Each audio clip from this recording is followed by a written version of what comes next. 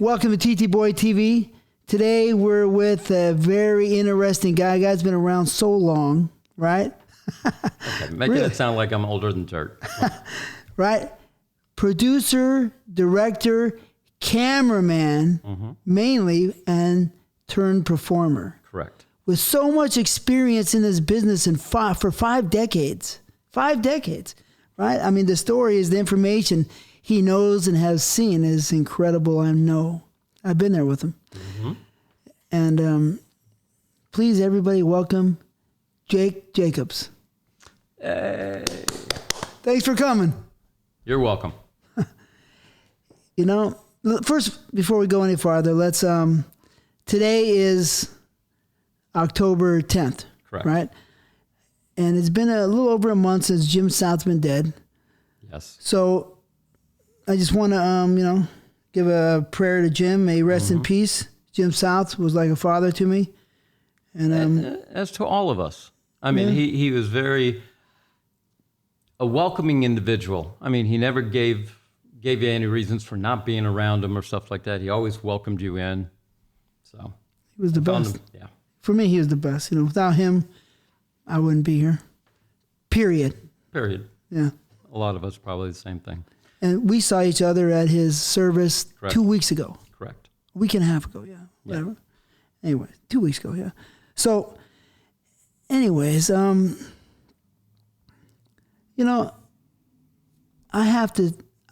think I told you over there at Bill Marigold's funeral, but maybe I didn't, you know what I mean? I want to thank you, again, in case I didn't that other day, 4 years ago, for being so nice to me when I shot my first scene, helping me through. If it wasn't for your help, I would have really bombed. And the second scene, I didn't do well anyways, but with Tiffany, Yeah. Brittany, which we had on the show, 3 interviews before this. And you really helped me out get through it, because that one first scene in the hot room, man, it was, the girl was cool. I mean, she was all right. Not my type, but we did the scene, and then I did a back-to-back scene with Tiffany. Yep. But thank you. You're welcome. I find that if the job of being a performer, male performer, it comes with its own pressures, okay? Especially the newer you are, and then being around with a lot of people where people go, hey, it's no problem. I can fuck in front of a lot of people. Until the camera's rolling and pressure is on you, and then there could be, like you were saying, she's not really your cup of tea, which that in itself is not a positive thing. But if you're able to get through it without some guy sitting there, come on, dude, open up, pressuring you unjustly. I always give my people room. I stay slightly out of their visuals, so I'm not one of those, why is he standing like that? I'm trying to make it comfortable for you so that you can enjoy your job. Yeah. He was the cameraman, just to make that clear. But yeah, I mean, well, you also gave me some words of encouragement, man, I don't think people understand. Most people, probably 99% of the people wouldn't understand that in those days, in the 80s, porno was underground. Oh, yeah. So it had a huge mystique. So you go to something that's so unknown. I mean, today porno's everywhere, so it's not like the same, oh yeah, we've seen porno. But it's so unknown, and the pressure, oh my God, I'm on a real porno set, right? It's like, how'd I get here? Wow, it's incredible. It's not like it is today. But in the 80s, I feel that it was very mysterious. Do you agree with me? Oh, I agree. We were very, very much a guerrilla shooting type of a deal. Okay, we had moments where we would meet at a location, and then we would all caravan to another location just so that the cops weren't following us. And anytime we were there and we hear a knock at the door, it's just... There are some people that once they heard something like that, they would scurry. They would be hiding someplace in the house. That's how it used to be in the early 80s. It's kind of romantic. I thought it was thrilling myself. Yeah, that's a great word, thrilling, yeah. Because personally, I had nothing to worry about. Okay, so they bust you in, they go, okay, your ID and all like that. Some people have a questionable past, may have some kind of questionable legal history that they don't want to be called on. All right. So. Were you busted before on a set? Only one time. Oh, yeah? Tell me. And it was... what year? Oh, God, this would have been... This was like 2000... Oh, 2000? 2002 or 3. It was back in the days where I was doing Teens for Cash with your uncle. Another long story there.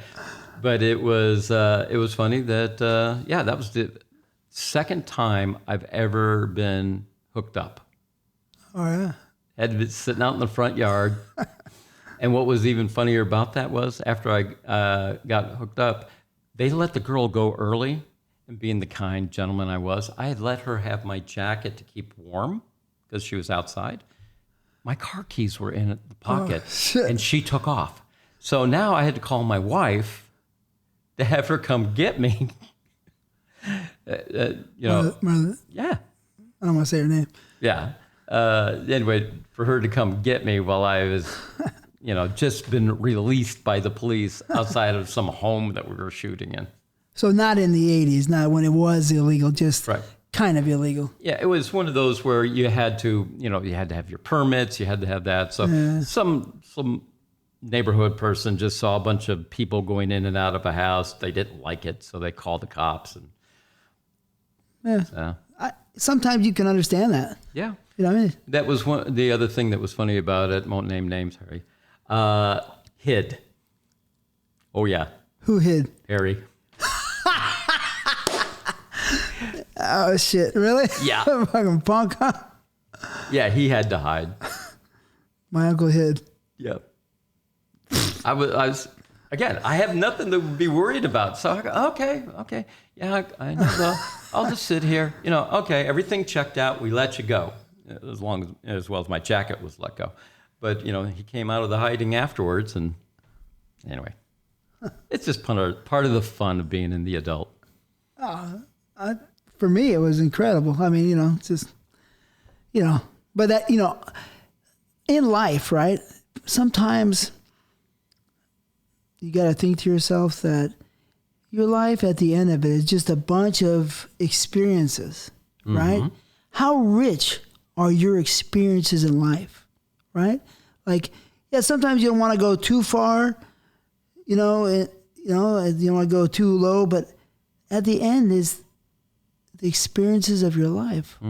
What do they value? What do they add up to?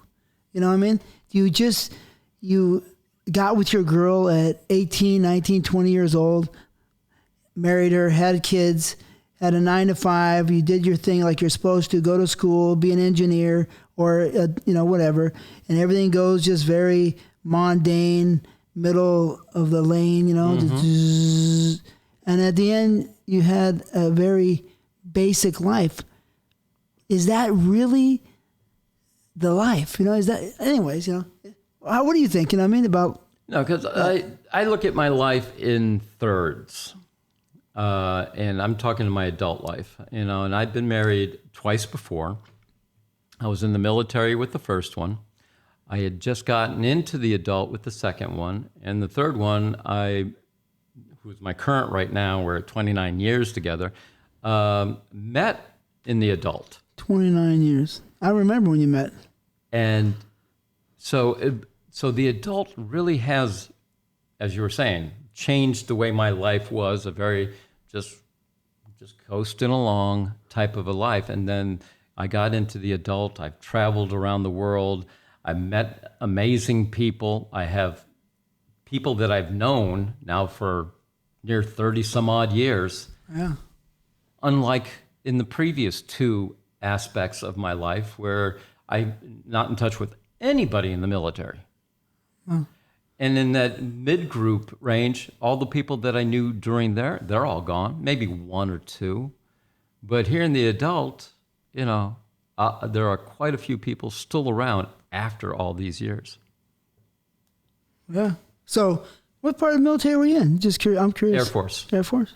Cool. Yeah, started off as a fireman and then cross-trained into television production, which segued my way into the adult.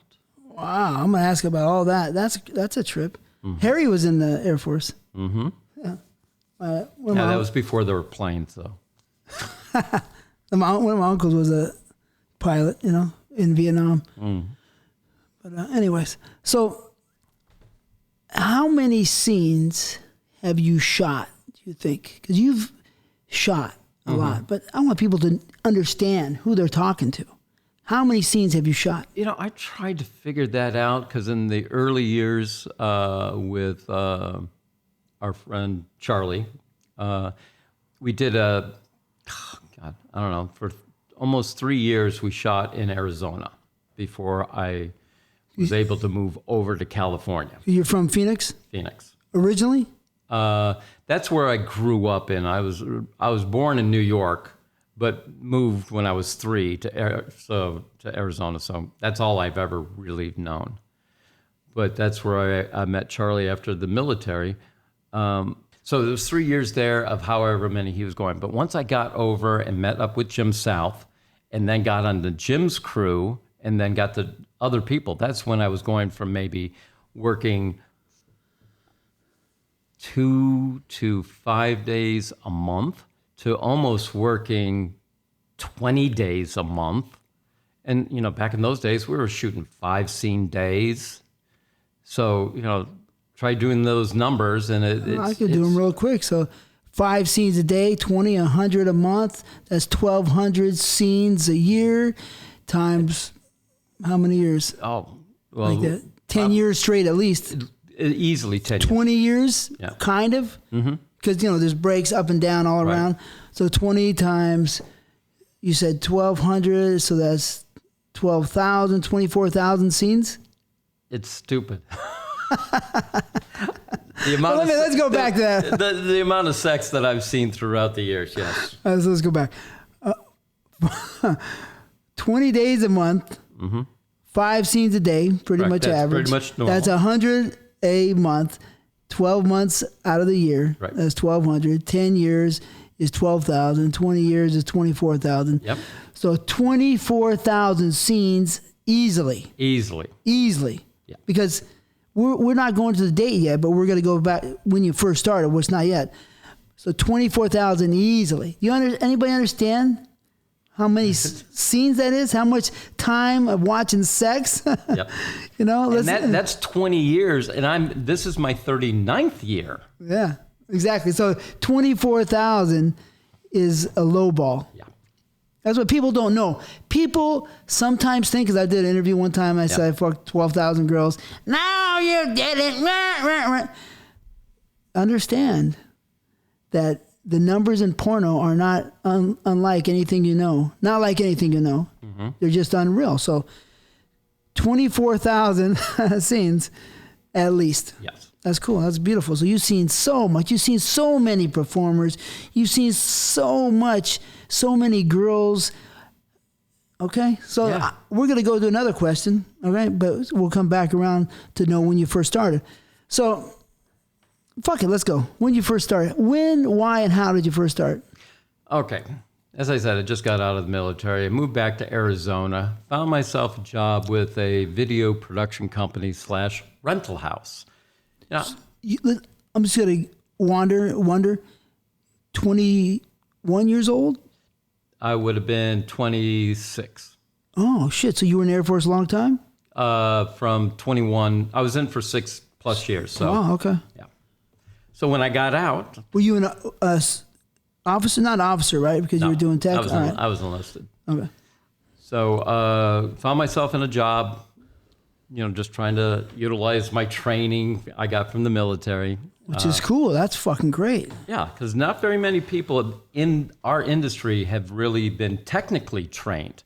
In our industry, more people are not just fall into it in one way or another and just took up shooting stills or grabbing a video camera or, hey, I could hold that boom pole. Oh, I like being an sound engineer. That's how a lot of people start in this industry. But mine was, like I said, I was trained in it. I get a call for a rental of some equipment, had to take it out to this nice area of Phoenix, which is called Scottsdale. So I pull up to this really nice looking house and ring the doorbell. Door opens up, person standing there, and I'm looking at these naked girls walking back and forth in the background. What year is this? This would have been in late 83, early 84. Wow. So, the guy looks back and goes, "That bother you?" And I go, "No." He goes, "Okay, bring the equipment in, set it up over there." Okay. So I did. He said, "Come back 2 days later, pick up the equipment." So when I did, he goes, "Can you bring the equipment back same time next week?" I said, "Okay." Sure enough, bring the equipment back, ring the doorbell, door opens up, naked girls are walking around. He goes, "Set it up over here." And I go, "Okay." And he goes, "Oh, by the way, can you shoot camera?" I go, "Why, matter of fact, I was trained in the military as a camera operator and blah, blah, blah. So yes, I can." He goes, "Good, you're hired." So I had to call the work back and say, "They hired me to shoot camera, and so I won't be coming back." And the guy, "Okay, well," and there was a real cool boss that I had. You won't be coming back that day. That day. But you'll still be working. Oh, yeah, I'll still be working. So it was a fun experience. And who was the guy? Charlie Biggs. Charlie Biggs. I love Charlie Biggs. Yeah, Charlie is... He's dead, but yeah, I love him. He actually died a little while ago. So when did he die? Last year. It hasn't been a full year since he's been gone. Oh, shit. I didn't know. I would have liked to say hi. Fuck. All right. Sorry. Go ahead. So that's kind of how I got my start. So we're shooting, and I'm kind of getting into it. I have no idea. He's going, "No, you got to get this angle, got to go over here and do this." I said, "Okay." Midway through that day, and he goes, "You think you could perform?" Whoa. And I'm going, and I just got into a relationship with my second psycho wife. So you were divorced and getting a new relationship? Yep. Okay. And I go, I would love to, but no, I can't. I'm just going to stick with camera work. Oh, that lasted all of 6 months. And really? Yeah, it was like a quick transition, but it was during those early days when they were shooting a lot and they were using new talent. And a lot of times, as we were talking earlier, about pressures of performing. And we had some new talent that just wasn't up to the challenge. So Charlie would go, "You want to go in?" I went, and back in the 80s, those girls were hot. It was just, they were walking around going, "I'm going to fuck you. I'm going to fuck you." I mean, they were horny all the time. They didn't know if you were a cameraman, performer, or the guy delivering pizza. They didn't know. They wanted to fuck. They just wanted to fuck. So girls are just horny and love men. Yes. And then they got paid afterwards, which was, So I go, okay. So he grabbed the camera, and it was just, from that point on, I was just known as a stunt dick. Right. I never saw you perform in a scene. No. You just use which is really the best. No. So being a stunt dick is unbelievable. Yeah, that guy do everything that he's not able to do, and then I just go in and fill in the insert. So it's just, I was only known from the waist down. Right. And I think Jake's got a pretty big dick, so the girls always look pretty happy afterwards. One of the male performers that he used a lot, as well as a few other of our director friends used, was a talent by the name of Biff Malibu. And he would have some situations where he wasn't able to fulfill the scene requirements. You guys don't match at all? Do not match at all. So it got to be a running joke. I'm being hired by this person, and I know that you're shooting for them. So what girl do you want to work with? And so he'd give me a choice of what girls he had an option of working with. I thought that was pretty cool. Just in case he wasn't able to do it, he gave, okay, so you know you're going to work with this girl, just in case I can't do it, which typically most of the time he had issues, and so I would fill in for Chris. Why did they hire him if he couldn't get it going? Well, he had that look, the good-looking, muscle-bound beach California look that, and he was a reasonably good actor. Yeah. So, and in those days, our movies were story driven. Yeah. That had sex in them. Unlike now, it's just a few little quick lines for a scenario of some kind, and then it's just all sex. So that's where I got my start. That's pretty exciting. I mean, it's some of these stories that the interviews that I do from the people, sometimes it seems like destiny. It seems like sometimes mother porn pulls you into her arms and embraces you, because I think porno is a special place, it used to be special. So I'm gonna, we'll get that. Used to be special. We'll go there. But, so if you listen to some of the stories, like Mike John's destiny was fucking crazy in the story. You know what I mean? Mike John, heard of Mike? Yeah. I was like, what the fuck? That's crazy. Anyways, so that's pretty exciting. So 1983, 84, that's really still in the very beginning, kind of, you know what I mean? It was so in the beginning. Trying to think of his stage name. It was a performer turned director from the movie days. Okay. And so he was directing this one time. Charlie was going to be the producer. I was doing the camera. And he goes, this is what I want to see you do with the camera. And I really appreciated it. He goes, I want to see you get up here and do this and go. So one of the things I was known for was always having the camera up over somebody's. I got pre-POV days. I was just always having these big cameras above my head. And shooting like a missionary open or something? Yes. Or a doggy? Yeah, it was just moving the camera around rather than just having it just pretty much a lock off. And he loved that. But he was film, not video.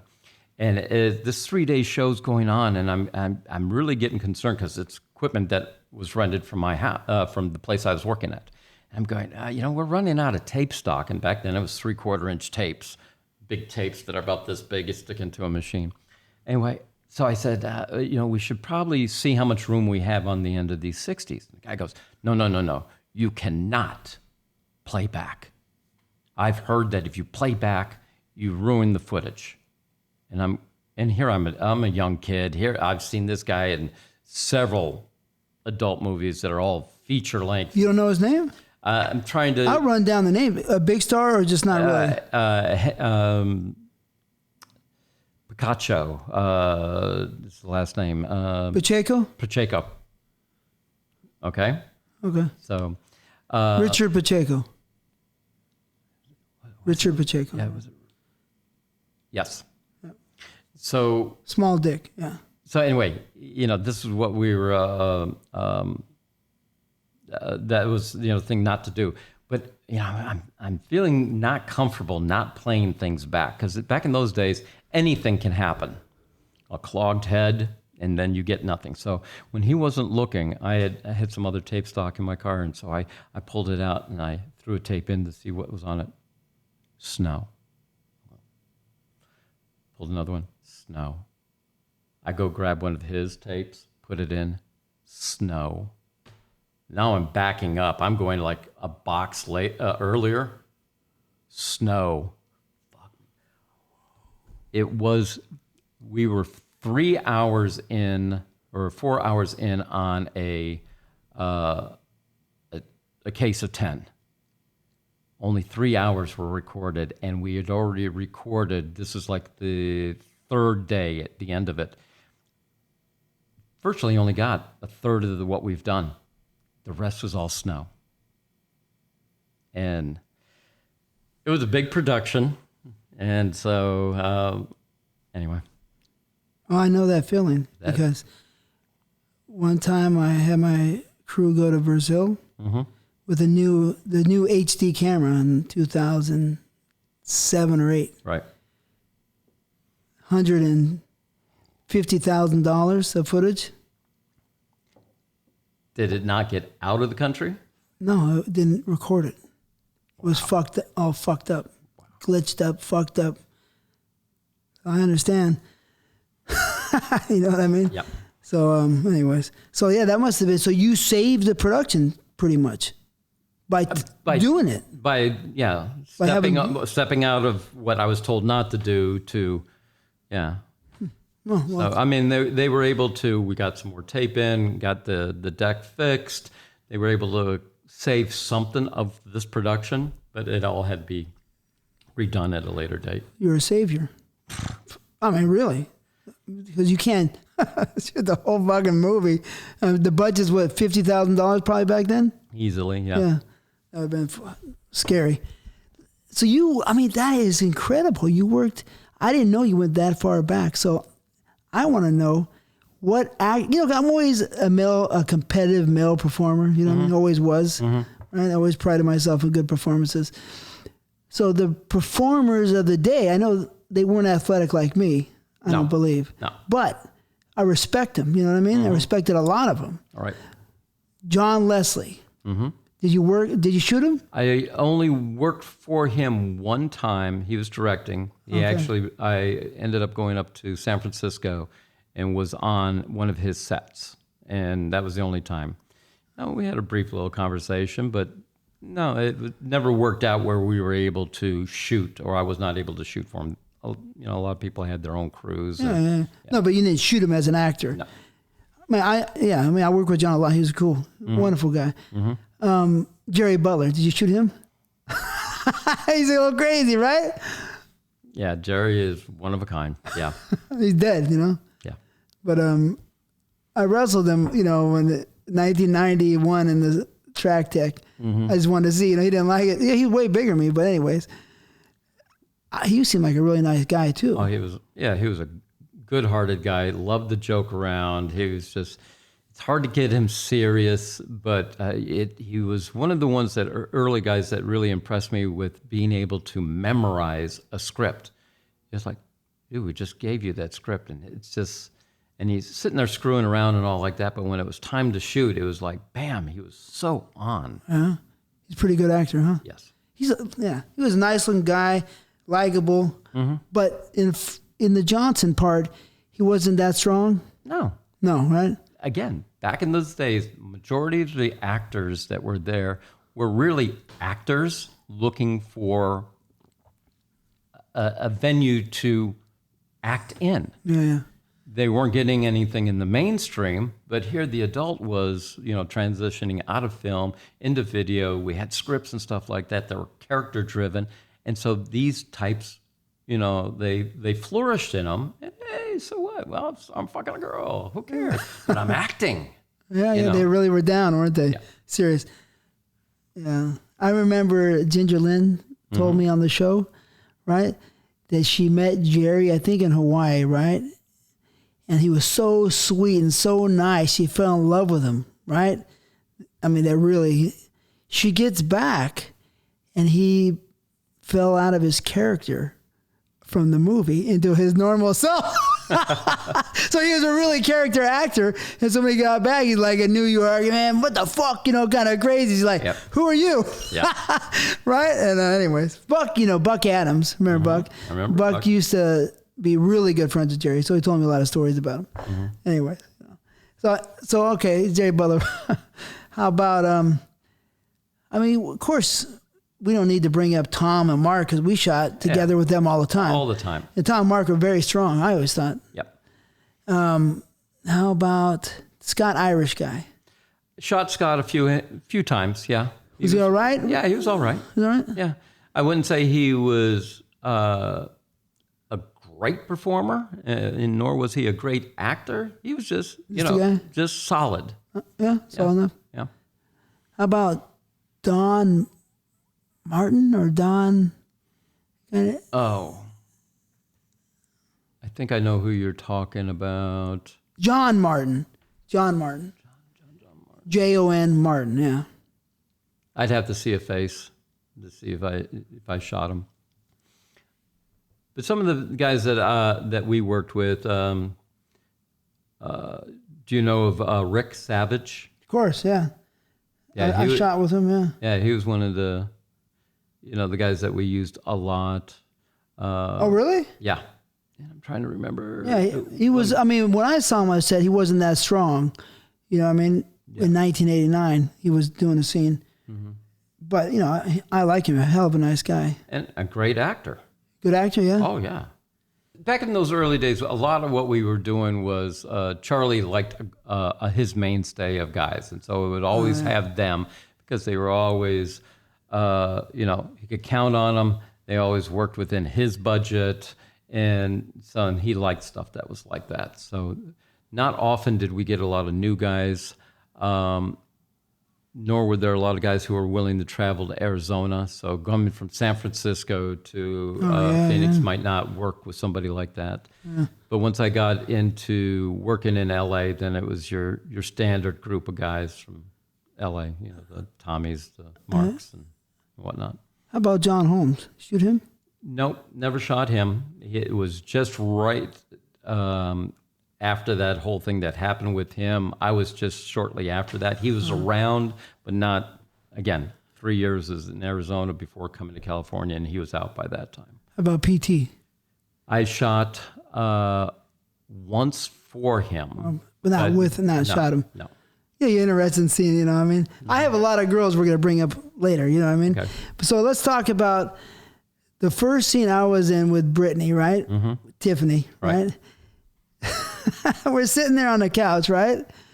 And she's showing you her pussy, right? Mm-hmm. Flirting with you and like, hey, right?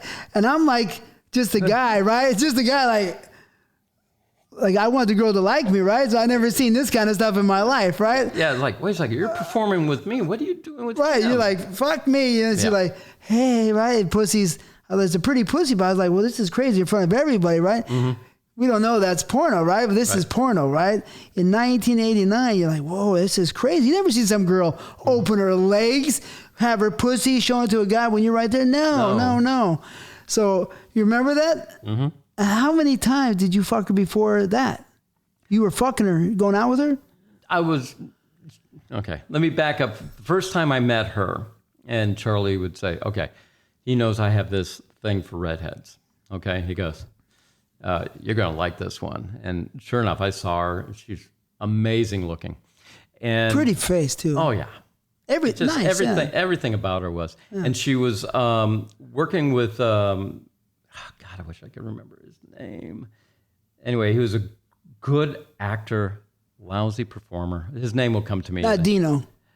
It was, Dino. Whatever his stage name was. Yeah.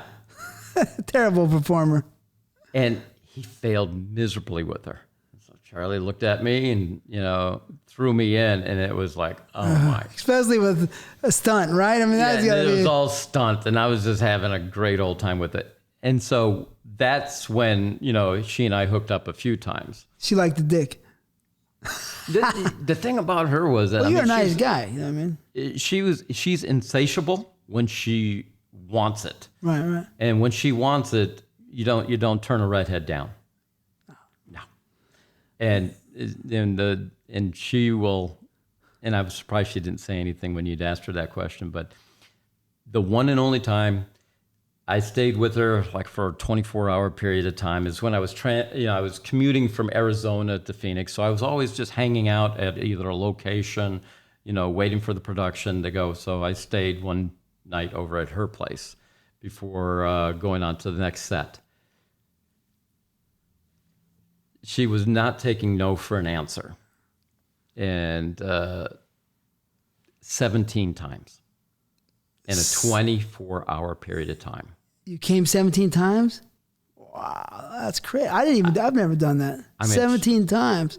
So you fucked her for 24 hours? It was just, as soon as I was done, she'd be back at it again. What? I mean, it was crazy. So you're off and on, or off and on, or 24 hours straight. It's off and on. You know how you could do one and then you're back at it again, 17 and then we'd go get something to eat, and we're back at it again. It was just, didn't think I was going to make it out alive. Let's put it that way.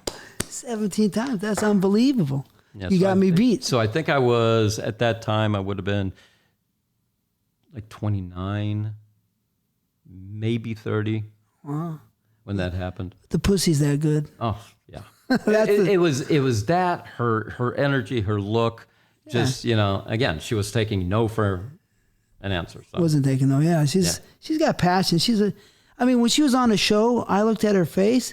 She's 51 years old. I said, fuck, she's so fucking pretty. She looks, now that I can see faces better because I'm more mature and I've been around a lot longer, you know? Then when you're younger, sometimes you like what you like and then you can't always appreciate everything because you don't know. Right. But I looked at her face, I said, fuck, she's beautiful. I mean, at 50 fucking one, that pretty? Yep. Incredible. Yes. Incredible. So, were you a fan of porn before you got into business? Yes.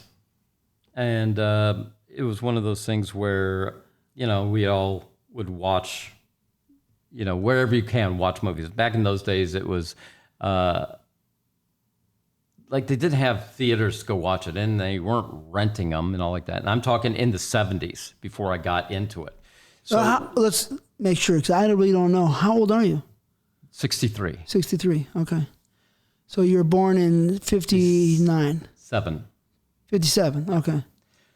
So, for example, I ended up watching Deep Throat in the parking lot of a Shopco that was a tented area and had a movie projector, 16 millimeter, a bunch of chairs, and it's snow outside. And there was a little marquee that was out there. Lovelace, now showing, type of deal. I remember going in there, sneaking away from my first wife to go watch, because I always wanted to see, you know, Deep Throat. So I'm in a tent with about, I'd say probably 16, 17 other guys. It's cold as fuck, watching Deep Throat. So, and what year again was that? That would have been in 79. Wow, that's a trip. 78, 79, something like that.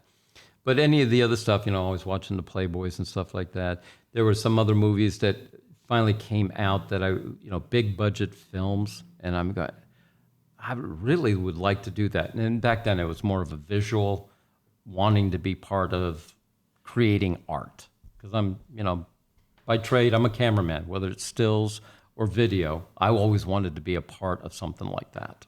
Really? So that's where a lot of my interest came from, other than just, you know, like watching sex. So that's mother porn with her arms pulling you in. Even started my senior year of high school. You know, every senior gets their little, you know, this is what we expect out of this person, this one. You know, they give those little alerts. They said that I was going to be arrested while shooting for like Playboy or something like that, because I was still a photographer in high school. So they were saying I was going to be in the adult somehow, and I was going to be arrested. Why? You were shooting naked girls in high school? No, we would do back in the 70s. You know, you were streaking and doing silly stuff like that. Streaking means stripping and running down the street or something? Yeah. Naked? So, yeah. So you were shooting video? Well, no, there was no video back then, those days. High 8? That films, we weren't doing films. Just pictures. It was just my group of guys and stuff like that. We would do crazy stuff like that all the time. And we even convinced some of the cheerleaders / pom-poms to do certain stuff with us for photo reasons. Naked. Yeah. So just because they wanted to do something funny or fun, you know, with us, because we were that group of guys that they would just like to hang out with. Were you a jock or something? I was in between. I was, because I played ball all my, you know, throughout football? Football, baseball. You know, I just love sports, and I was good in both of those. Even in basketball, I was good with basketball, but didn't play for a team. But I just played the game. So you played football on a team, and basketball on a team. Baseball on a team. Yeah, basketball I can play. But you didn't. I'm short, but I've got a good shot, and I had a good vertical leap. So yeah, you could jump pretty good. Yeah, I could stand underneath the net, underneath the hoop, and grab onto it. Yeah. Oh, wow. So, but photography is what kept drawing me into it, and that's where the popularity came from, and that's where the notion of, because I already shot these girls' naked butts out of the back of a window, and it just anyway. Mm-hmm. Well, that's a trip. So leads me to the next question. You were must have been a really horny guy then. I think most of us are. I mean, when that with that little, there's levels of. There may be levels. Okay, let's go with that. Yeah, mine was redlining most of the time through high school. Okay. So when was the first time you got some pussy? Not until I was 19. It was a very rough high school experience. Yeah. Wow, that's terrible. Yeah. That's terrible. But you were jacking off? But I think I've made up for it since then. So, so, 2020 hindsight. If I knew what life was going to present me further on, I wouldn't have stressed so much about it in the beginning. You just, as a young person, you only think of the moment or slightly ahead of the moment. You don't think of a bigger picture. And it's like, oh, fuck, I'm never going to get it, that kind of whining to yourself. And then, that type of deal. But if I want to, don't worry about it, man, you're going to get plenty when you get older. And who knew that I'm getting more at 60 than I did when I was in my 30s or my 40s. Wow. Yeah.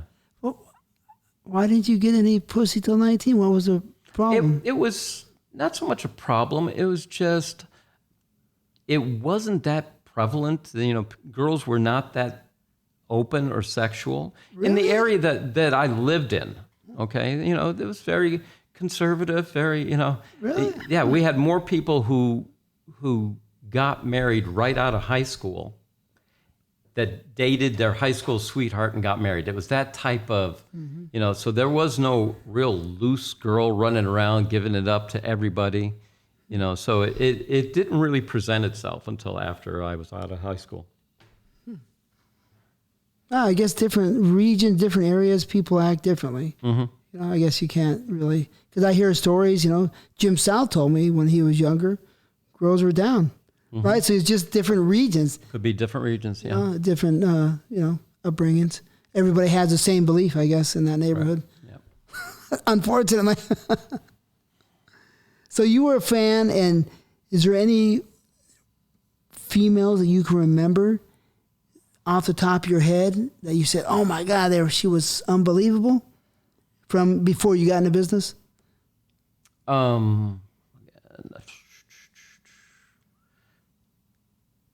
There was a lot of women that I loved looking at. Like I said, I'm lousy with names. But nothing to the point where I would, and once I got into the adult, all these people that I saw in the 70s and stuff like that, they had already gotten out of the business. So they weren't anybody that was in my mindset earlier. It's just once I got in, I was, meeting people like the Debbie Diamonds and the Nina Hartleys of the world and stuff like that. And those are the ones that I ended up falling in love with, Really? Oh, yeah. Well, tell me, you fell in love with Nina Hartley? First time I shot Nina was with Charlie Biggs once again. Again, I'm brand new out of Arizona, and here we are shooting up in Big Bear. I'm going, first time ever, what's a Big Bear? Oh, way up here on this hill. Okay, so here's Nina, and I've heard of her and stuff like that. Beautiful woman. And we're done shooting, and I'm commuting back and forth. So I've now got to get back to the LAX to fly back to Phoenix. Well, she was having to get to LAX to fly to San Francisco. And she goes, do you want to share a cab? I go, sure. So here we are, done with the production, in a cab. We're about 2 minutes into the cab ride down the hill. And she goes, would you like a blowjob? And I'm looking at her. Fucking Nina Hartley just asked, just offered to give me a blowjob. And you're just a cameraman. I'm just a cameraman. And I'm looking at her, and I go, sure. As soon as I said that, the cabbie turns his rear view and looking, and driving down Big Bear is like this. Yeah. And we were the main road down to the 15. Yeah. He was all over that road. She's just going at it. I'm back there enjoying the fuck out of this ride. Wow, and so all done. So we had a nice conversation the rest of the 90 some odd minutes till we get to LAX. And I'm thinking, oh, great. Hopefully her plane is already taken off and we have to stay the night. Oh, I would just love this.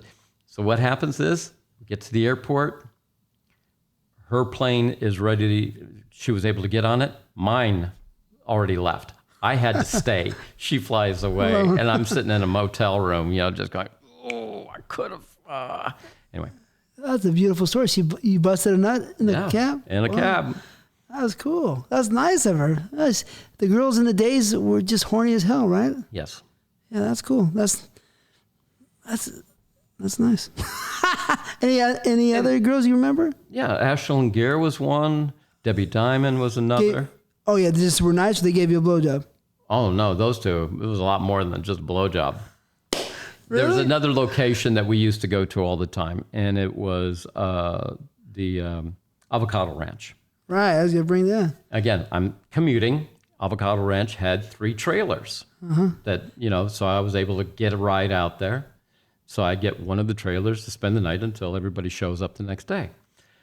Ashlyn was the same thing. She was coming from Vegas early, needed a place to stay. So they go, okay, there's this trailer, this one, all like that. I said, well, I'm staying over in this trailer, and the older couple that was there, she goes, hon, you could just go ahead and stay over in this trailer over here. It didn't take long for her to go from there to mine. And then the bed got broken on one of the times. It was just crazed. And so everybody's showing up the next morning. We're both walking out of the one trailer. And it's just like, what were you two doing? Nothing. Guilty look on my face. The whole, and she's going, yeah, I just fucked them. But that went on a few times. She was a cool chick. She was. And she didn't have any kind of ideas in her head that sex wasn't great. I mean, she was serious about sex. Oh, yeah. She was in my opinion, she was really real, real sex performer. She was real, and she was a great actress too. Yeah. Yeah. And she was, so how was the sex? We broke a couple beds. It was good. Yeah. There was one time we're right in the middle of it. The 2 beds split. We're down on the floor in between beds. Didn't miss a beat. We just kept going. She's a really nice person. I always liked her. Her boyfriend, Marshall, right? Marshall. He was nice too. I liked him. They're both some of the nicest people I've ever seen in the business. Correct. And Debbie Diamond, she's an animal. Somebody taming Debbie Diamond. I bet you didn't tame her. No, there's no. I tamed her. You have to equal or exceed her energy. Right. I did it before, but I remember I was shooting her with this one time, and my van was always being used as a prop van, usually in a rape scenario. We had 5 guys in the back of my van. I'm shooting camera in the back. They're driving. The door slides open. She jumps out. All these guys jump out after her and chase her down. She's so fast. These guys couldn't catch her. Okay, so we got to do it again. So multiple angles and stuff like that. And, Debbie, you got to slow down a little bit. You're exhausting the guys.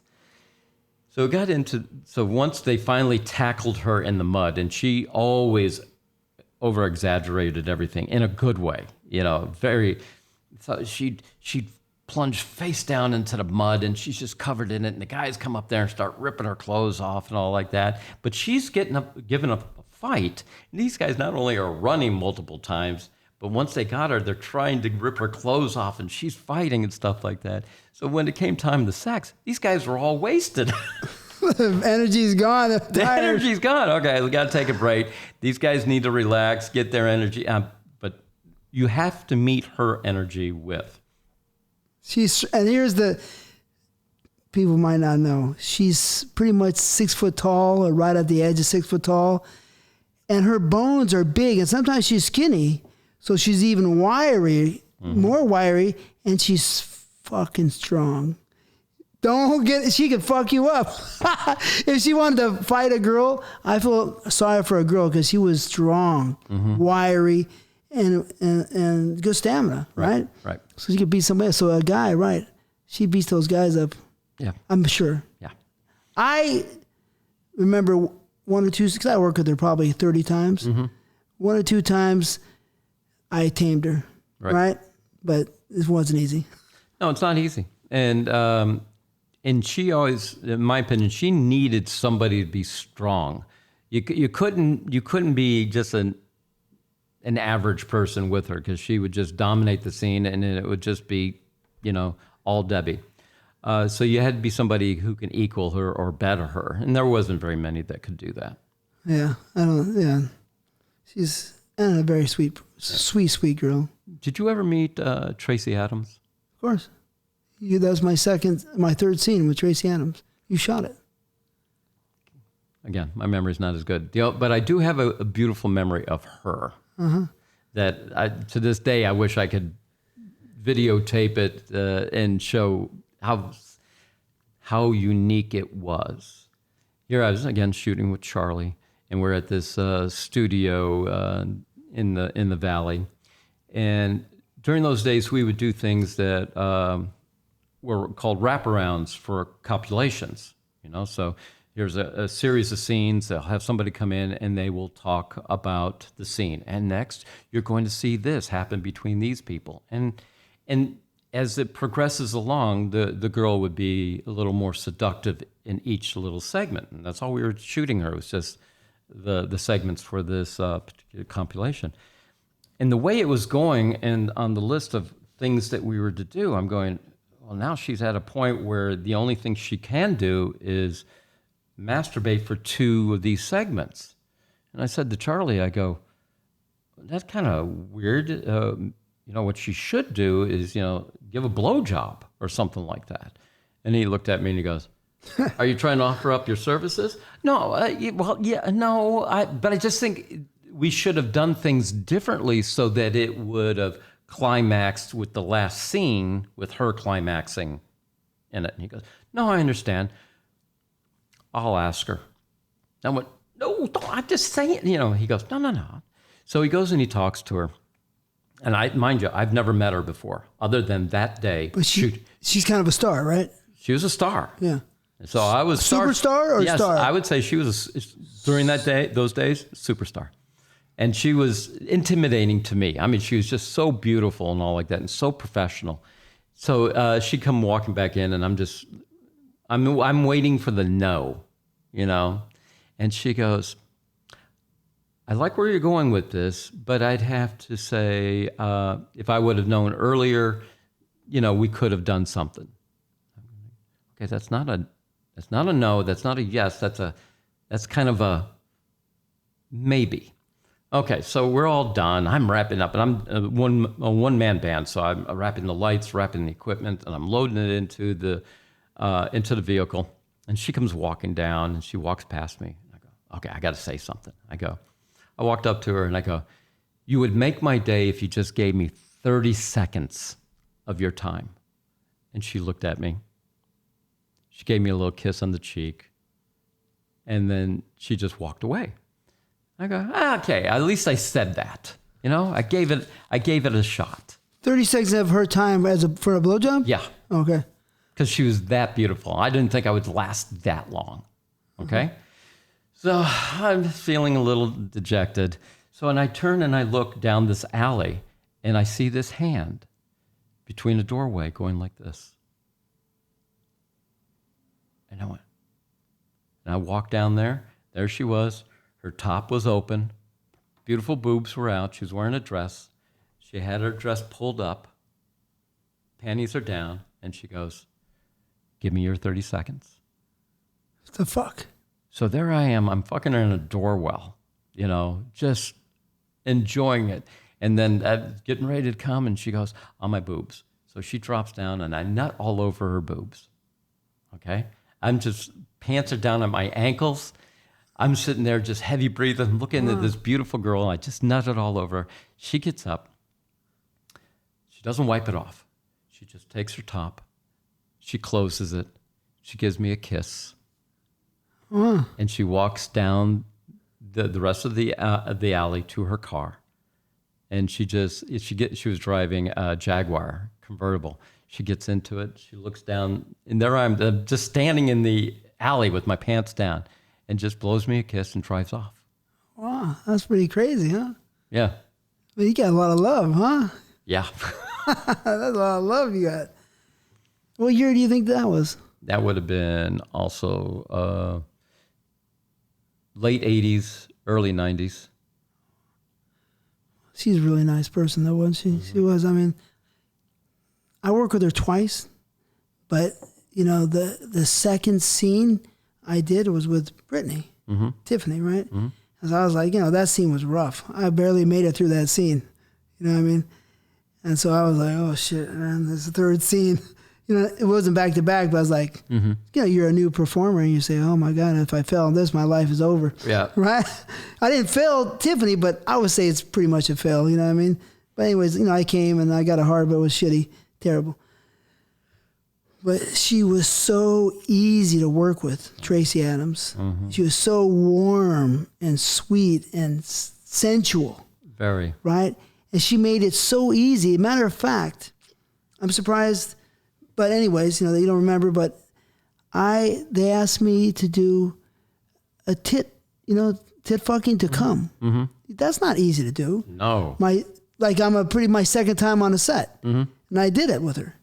I had good focus, and I said, I'm not going to lose. Yeah. And so I tit fucked her, and I came on her face. Second time, you know, on a set. But you were there, but it's because she was so sweet and sensual and easy to work with, just so warm. You know, I'll never forget that. She was amazing, amazing girl. That's what I always said about the 80s. The women were amazing. You know, it's just unlike today's girls and stuff like that. I mean, the ones back there, they were easy to talk to. They understood you. They had this heat about them. And some of them, you know, I mean, Tracy, for example, I mean, she did well for herself. I mean, she used her money wisely. She, it was a different breed of women back then than it is today. I really want to know about that breed, but we're going to put that later because of, you know, the questions. But yeah, I'm happy to hear that because I felt the warmth in the 80s, you know, and the early 90s. Yes. You know? And so Charlie Biggs, how many times do you think you stunted for him? During his tenure of shooting, God, I'd probably say at least 100 times that I've had to be a stunt on one of his movies. 100 times. Oh, a lot of brand new, beautiful pussy. Right? It must have been great. Well, I don't remember the one girl's name, but it was one of the earlier ones where, you know, the gentleman was struggling and he called me in. The look on her face, because she'd never seen me before, and, you know, and so I dropped my pants and she goes, no. Really? And I took that and she goes, okay, let's do it. You know, so it was one of those where she was surprised on size because what she was working with was one limp and small. And so it was a shock to her that way. But my initial thought is she's not going to do it. You know, it was like, you know, type of deal. And then when she said, okay, bring it on. And then it was all go from there. That's the 80s? Yeah. Yeah. You know, I remember in school, you know, compared to what I see today, what I feel today, the girls I was in school, just after school, you know, after high school, the girls dressed to be hot. They wanted to look hot. Makeup, hair, tight pants, and they all were like, we're beautiful, we're fine. And I thought, I don't think that way today. I don't feel that same energy today with women. I feel like they don't care about man. They pretty much turn their back on man. And I don't even think they want to look hot, the majority. But, you know, maybe body positive, eat all you can. I don't know, you know, but I don't really feel the same beauty. And there's way more girls today than there are back then. I know. And am I crazy? There are so many girls right now, and as well as there's a lot of men, unlike it was before. The industry had their mainstay of men and women in our industry. But just in general, just not business, just normal, public, everyday life. Yeah. No, I'm looking at the women outside now going, okay, spandex was not meant to be pushed to those limits. Why are you walking around like that? But the girls before, didn't they want to look fucking hot, and they were hot? That's what I thought. I mean, you see some hot girls here and there. Right. But there's way more girls. So there should be way more hot girls, right? Right? I'm not wrong, right? No. No, it's a different group of people that are out there now. Yeah. I love women, so it's a heartbreak when a girl doesn't want to be all she can be in the way of beauty. Right. You know what I mean? But hey, live and let live is my motto. Mm-hmm. I mind my own business, right? But anyways, Charlie Biggs. I love Charlie Biggs. He was wonderful. He helped me. Put me in so many scenes. I guess I probably became more expensive and whatever, was working more, so he went to the other guys. But I always liked him. I wish I would have known he was alive. It was, God bless Charlie Biggs. May you rest in peace. Wonderful person. I loved him a lot. Mm-hmm. And I never told him that, you know what I mean? But I appreciate the people that were there at the very beginning. Sure. You know what I mean? And he was a hell of a cool guy. Oh, he was. I loved him. We were in Arrowhead, like you were bringing up earlier. And there was that time I fucked Alice Springs all night long. Mm-hmm. Alice Springs was a beautiful Australian girl. Oh, yeah. And we had something about, we were clicking, or she liked to click with whoever, I don't know. But I think we had a good click, a good little connection. And I fucked her all night long, and Charlie knew because she was moaning all night long. Mm-hmm. And so I think he gave, because you were talking about it, but he gave me a harder scene or something. But I finished it. But I think that, yeah, it was a little bit, something was rough. I finished it, but yeah, he was mad. But I don't blame him. Right. Because I don't want to bring guys on location and then they just fucking use all their cum, yep. For their own pleasure. They always said, look, I hired you for your dick and your cum. Yeah. That's mine. That's a little weird for a guy to be saying that my cum and dick. Anyway, but it really was. I'm paying you to give me your best. And if you're giving your best not on camera and you're giving me whatever's left, I could see where they could get upset with that. I mean, he wasn't really upset, but he was like, okay, he gave me a harder scene, something he did. Yeah. I can't remember. You're going to be like that? I'm going to be like this. Right. He did something, but I was fine, I'm strong. But he also, the next day, gave me Mei Lin, who I was a big fan of, I was like, yeah, this is great. You remember that trip? Yeah. Mei Lin was there. That was fucking crazy. She was great too. The pussy was puffy and it was tight. She was wonderful. I'm trying to remember who else was on that one, because it was back to a Debbie Diamond story. We're up in Big Bear, Arrowhead, and I get the same little come here like that, and I go into it, and it's a little sauna in one of these rooms, and it was a round sauna tub, and Debbie already filled the thing up with dish soap. Bubbles were going all over the place. She goes, "Get in here." So I go and I jump in there, and she's blowing me. And then the next thing you know, the door pops open. Charlie's looking in. The door shuts real quick. I go, oh, okay, so he's not going to bother me. Seconds later, he comes in. He's got a camera, and he's taking pictures of this. I'm covered with bubbles. She's covered with bubbles with my dick in her mouth. And I lost the picture, but it was the funniest picture. And it was all shot on chrome, so it's a slide. So you can oh, look at that. Anyway, it was one of those trips up there. This is that those times, I've said it numerous times on my show, and you have so much experience, right? So you can indemnify this, right? That those times are irreplaceable and will never be back. The spirituality of them. No. Right? Correct. Yeah, because it was free, beautiful, happier times, right? Yeah. Yeah, okay. And everybody wanted to be in there. They cared about the product. They cared about having sex. They just loved it. After they have sex, they're willing to have more sex. It was just, I don't believe we could ever go back to the 80s, early 90s when women were like that. Things changed because I got in the business. I said it again. I don't sound like a broken record. I got in the business because I loved women. I love sex, right? And then I hear people talk. Sex workers union, sex workers in porno. Well, we are like movie stars. We were movie stars. It was more mystical. It was, elite. You have to be elitist or elite person, to become to get in the movies of porno. It's film and video and scripts and all that. And I hear this and I say, if you would tell me as a kid, I want to be a sex worker, I would say, no, fuck no. I don't want to be a sex worker. I'm not a whore. Right. I just love all the beauty, the glory. Like Bruce Lee would say, the heavenly glory. Don't miss it, right? Mm-hmm. It was beautiful. So how do you feel about when people say sex working and all this in porno?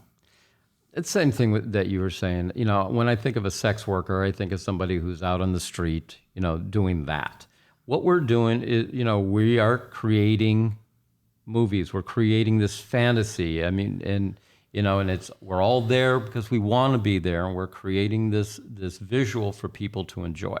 So I don't take that as, okay, they're categorizing it as sex workers. Okay, yeah, technically, yes, we are working and doing sex. I don't like it being that way. You know, I like, you know, we're in the adult industry. You know, we are adult performers, you know. So, but, you know, today's world, they have to give it a category, and you're labeled and you're all in it. It just seems like it's disrespectful to all the glory of porno. Well, yeah. But I'm not around now, so maybe the glory is not what it once was. Maybe. Yeah. No, the way they're doing things now, it's just, you know, the thrill of creating something is gone. It's now cut and paste. Here's your little scenario, act it out, you know, and it's like, okay. You know, sex was always good, but it's when you had the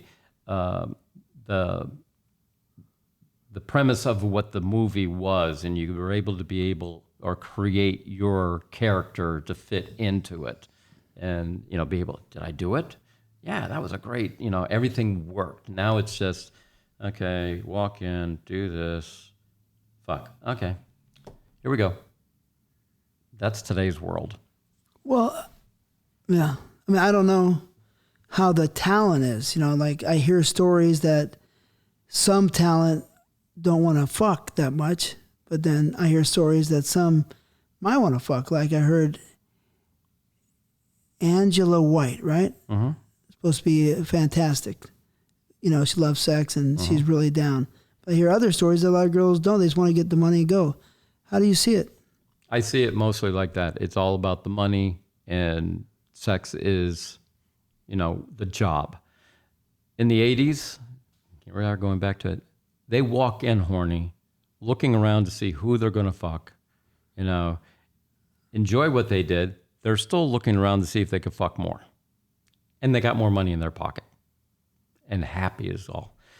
Girls nowadays is, you know, what can I get on my social media followings? You know, I'm up at over 400,000. I'm this, I'm that, you know, and no, I don't do this. I do this. And, you know, and I demand X amount of money. Okay, you know, and for what you're doing, you don't look like you're worth what you're being paid. You know, people were paid based on their performance. You know, it's all performance driven. Well, that was amazing. I'll pay you. But if you just laid there, you owe me. You know, that type of deal. It almost should be something like that. But too many people coming in, they're all a flat rate, or, you know, those who think they're more. And I understand the business model that they're trying to do by saying, I got to hire her because she's got 400,000 followers. It's going to equate to some kind of money to me, so I'm going to hire her, versus this hot little naughty that's only got 42 followers on her account. You're not going to give her the time of day until her numbers click higher. I don't understand that, but anyway. It seems like it's kind of fake, right? Anyways, Charlie Biggs. I remember we had a lot of long shoots with him. You've been on a lot of shoots that were long, I know. Oh, yeah. But Charlie Biggs had long shoots sometimes. I remember 22 hours. Easily. Right? Yeah. And you're strong. You'd be there the whole time. No problem. That's the work ethic that I have. You know, I go in knowing that, you know, whatever the day is, okay, it's a day, even though I was corrected by somebody else later on in life. But Charlie's shows will easily go past 18. I've did 24 plus hour ones. But, you know. Exactly, right? Yeah. I never cared. I love Charlie. I'm happy to be here. Mm-hmm. You felt the same way? Same way. Great. And plus he got you started, so it's a little bit more... I owe him a lot. Yeah, bigger deal, yeah. Oh, yeah. Yeah, but I remember those days. So, did you ever hit Samantha Strong? I knew Samantha Strong was like open and wild, right? Yeah. So I was wondering, you know, and we forget about Samantha Strong in these interviews. Simona. Oh. Right. She was pretty and she was cool as hell. The one time we flew to Hawaii. That was that big Hawaii adventure. We're on Jeremy, Jim South, and all like that. That we flew all these people over there. Right, and the cops were there, yeah. Everybody was waiting for us. Right. She exits the plane with the raft around her neck, you know, already inflated, and she's yelling out, "Get ready, get ready, Hawaii, here we are, we're fucking here," type of deal. She gets arrested right then. She hadn't even got off the plane, and she's arrested. For what? Well, you're not supposed to take anything off a plane. Oh, shit, I got you. She did that, and there she goes. Really? You saw her right there watching? Yeah, oh, shit. We had to fly different planes. They didn't want all of us to be on the same plane together. So covert operation. Yeah, the whole thing was covert. It was not. You got those two people that are standing side by side, and you got one person go over there with the camera, you know, all over the place. But yeah, that was her.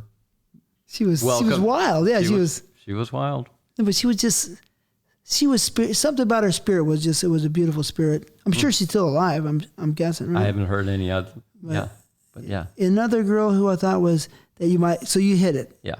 Hit it all the way. Well, I hit it in the fact that it was a stunt situation again. Okay, yeah. And okay. I'm sitting there, Charlie's going on.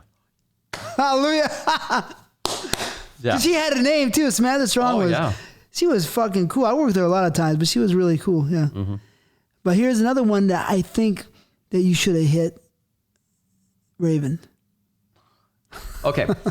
My Raven story is, and I tried my hardest. I ended up striking out, but we were in Catalina, and now I'm getting, we're out having something to drink and all like that, and I got a picture of Vicky. Yeah, Vicky's her name, right? Yeah, Vicky Vet. Yeah. No. Vicky something, whatever. Yeah. No, her last name is Vicky. I mean, first name's Vicky. Yes. Yeah. Anyways. I'll see if I can find the photo. Probably won't be able to pull it now. I'll send it to you later. But it was that trip. And she was getting wasted. And I'm going, come on, please, just come back to my room. She goes, I can't. You're married. If you weren't married, I go, I'm not married right now. And I took the ring off, the whole business. She goes, I just can't. Wow, really? She was strong. And she was that strong that she wouldn't give it up. Wow. Sonny McKay was with us on that trip as well. Her from Australia. Yeah. Her husband, yeah. Her husband watched my scene like this one day.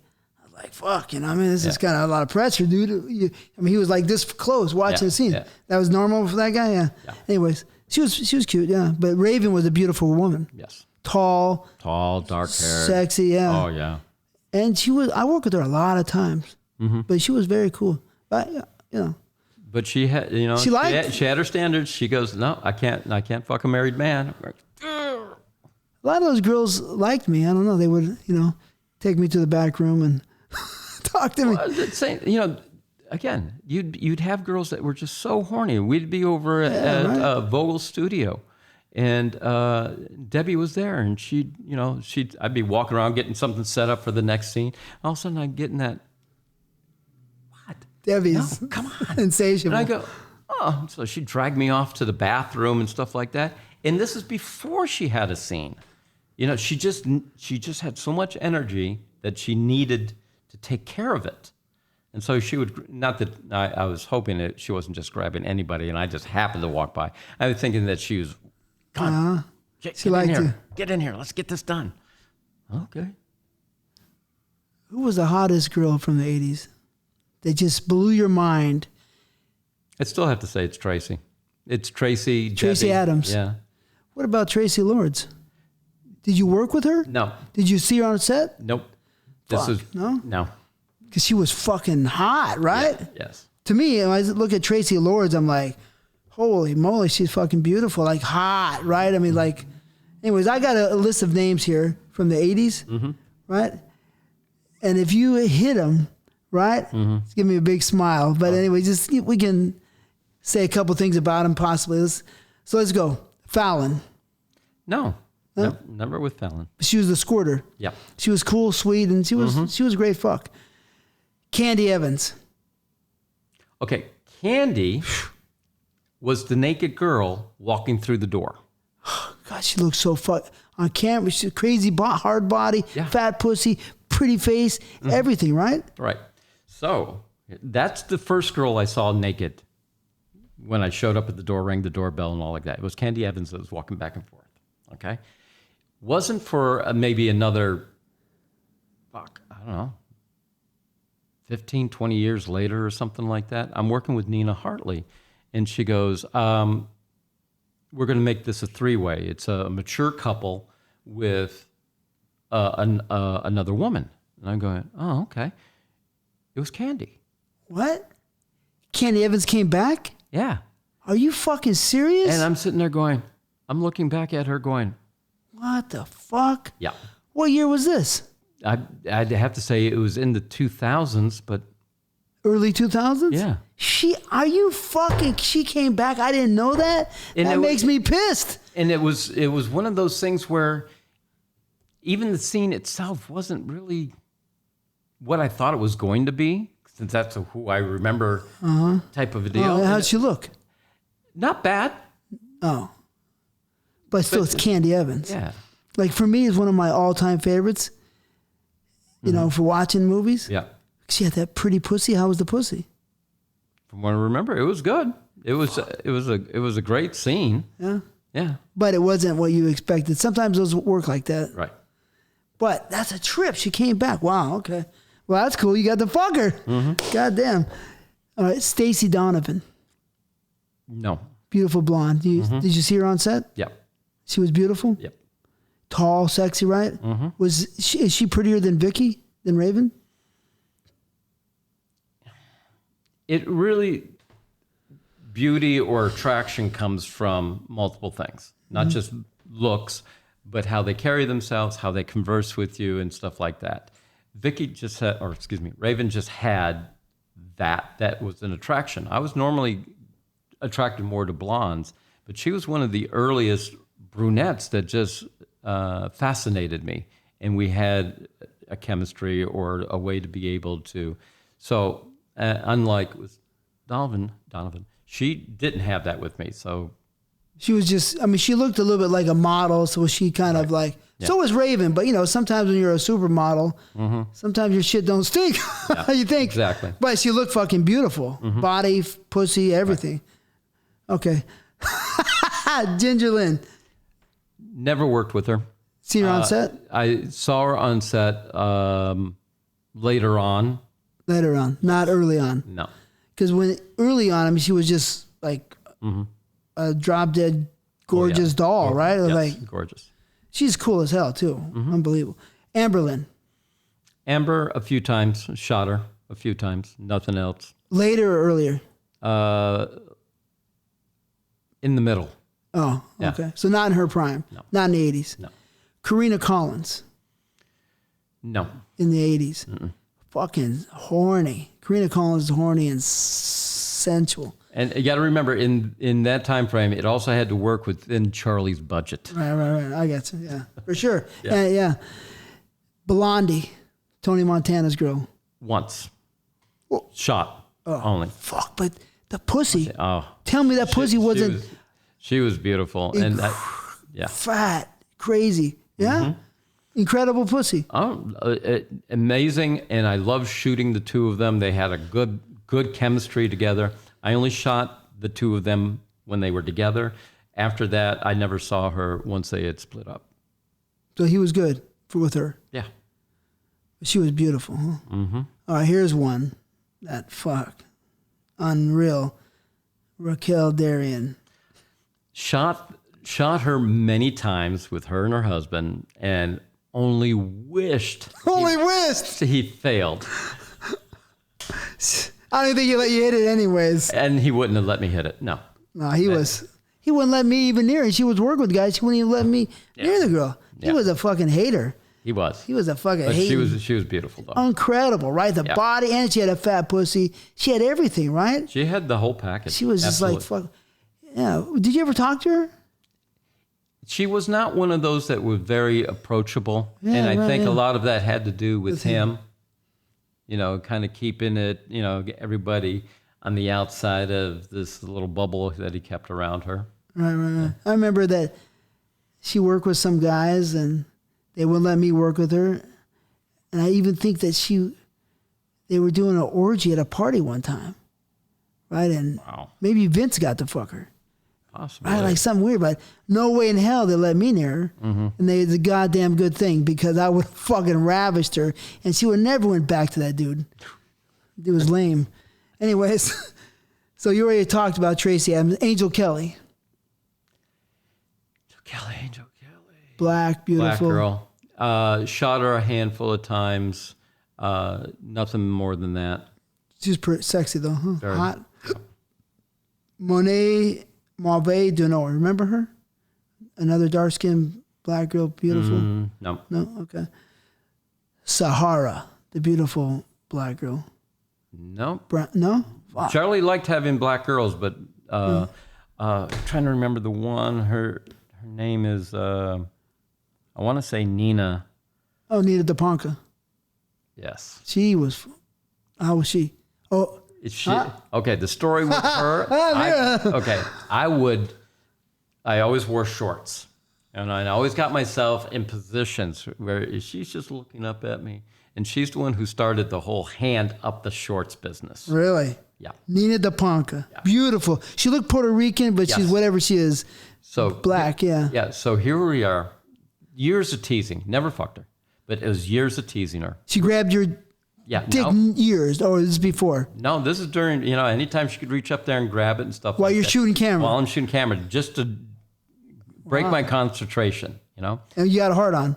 Yeah, well, chubby. Let's put it called. Yeah. So here we are. We're now shooting in Hawaii. This is one of another trip going to Hawaii. And it was a nude beach. And there was a makeup artist. And I said, dude, why are we the only ones with clothes on out here on the beach? And he goes, why? I don't know. Boom. We both get naked. And so now it's a girl on the beach.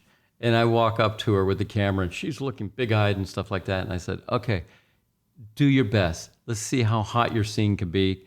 Proof is in the package right here. And I was doing everything I could to keep soft, She's beautiful, wasn't she? And, she got so pissed at me at the end because I would not get a hard-on while she was having sex. Just stormed off. But that was just kind of this relationship that we had over the period of time. So, but no dice. No. Oh, damn. She was in Jim's office probably about 96, 97. Mm-hmm. And I was, she was hot. She was pretty. Gained a little weight, but she still was beautiful, Yeah. But Portia Lynn. Only shot her maybe only once. She was hot. I thought she was really. But it was in a group of people, again, that weren't used. No action. No action on your part. No. This girl always blew my mind. I mean, she's maybe one of the hottest girls for me back in the day when I watched movies. Mm-hmm. Danielle, the blonde, had a raspy voice, strong body, fat blonde pussy. Danielle. The name sounds familiar. To have to see a face. Crystal Breeze. Nope. Ebony Eyes. Nope. Brandy Wine. Brandy. Redhead. Yes, I shot. Nothing ever happened. She was great. Yep. Asha.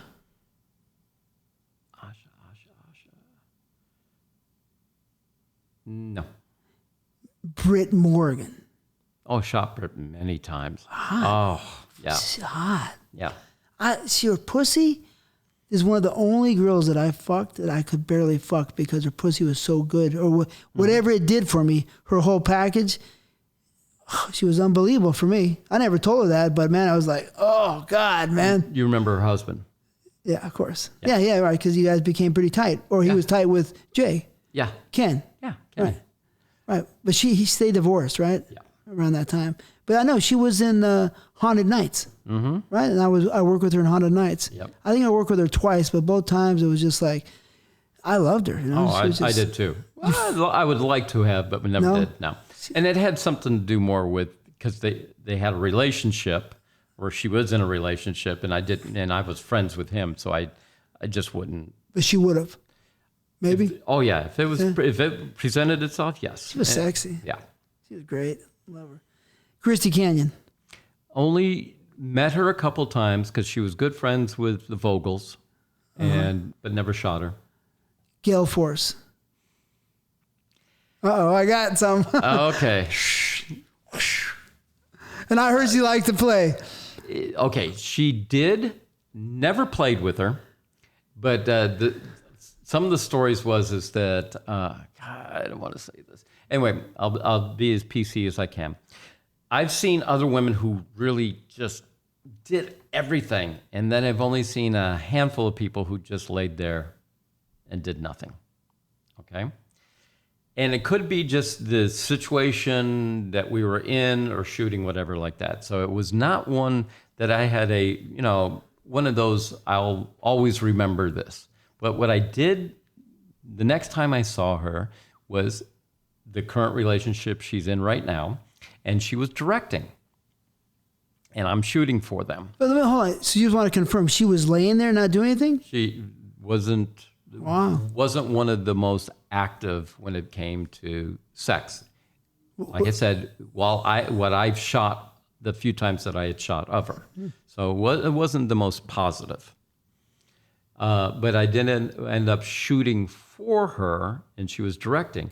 And I remember her saying to people, I need you to do this, and this, hang from that.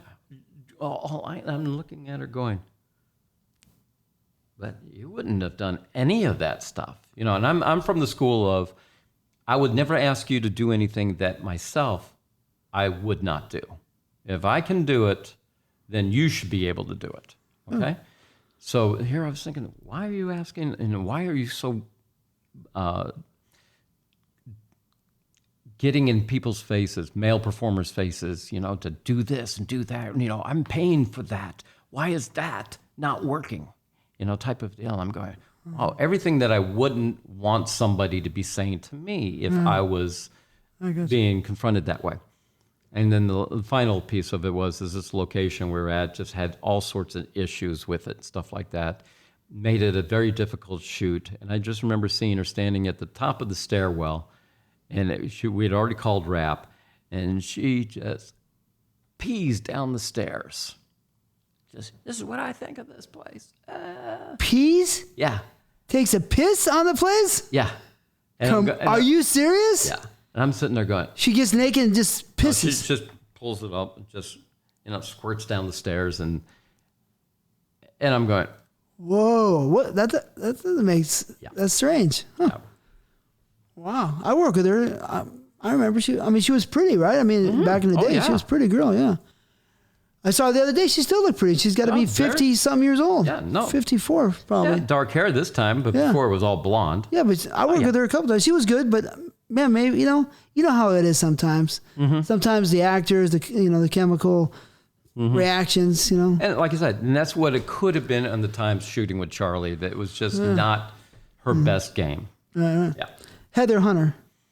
Shot her only a couple times. Beautiful girl. Yeah. She's not the kind of girl that strikes me as one that play around too much. Right. Tori Wells. Shot Tori a couple of times. Ended up working for her husband. Yeah, right. And that's a whole different. So Paul Norman. Yeah. The guy didn't pay me one time. Well, he gave me a check. It bounced, right? I think it was Tiffany. Maybe he even shot it. I don't even know. You might have shot it.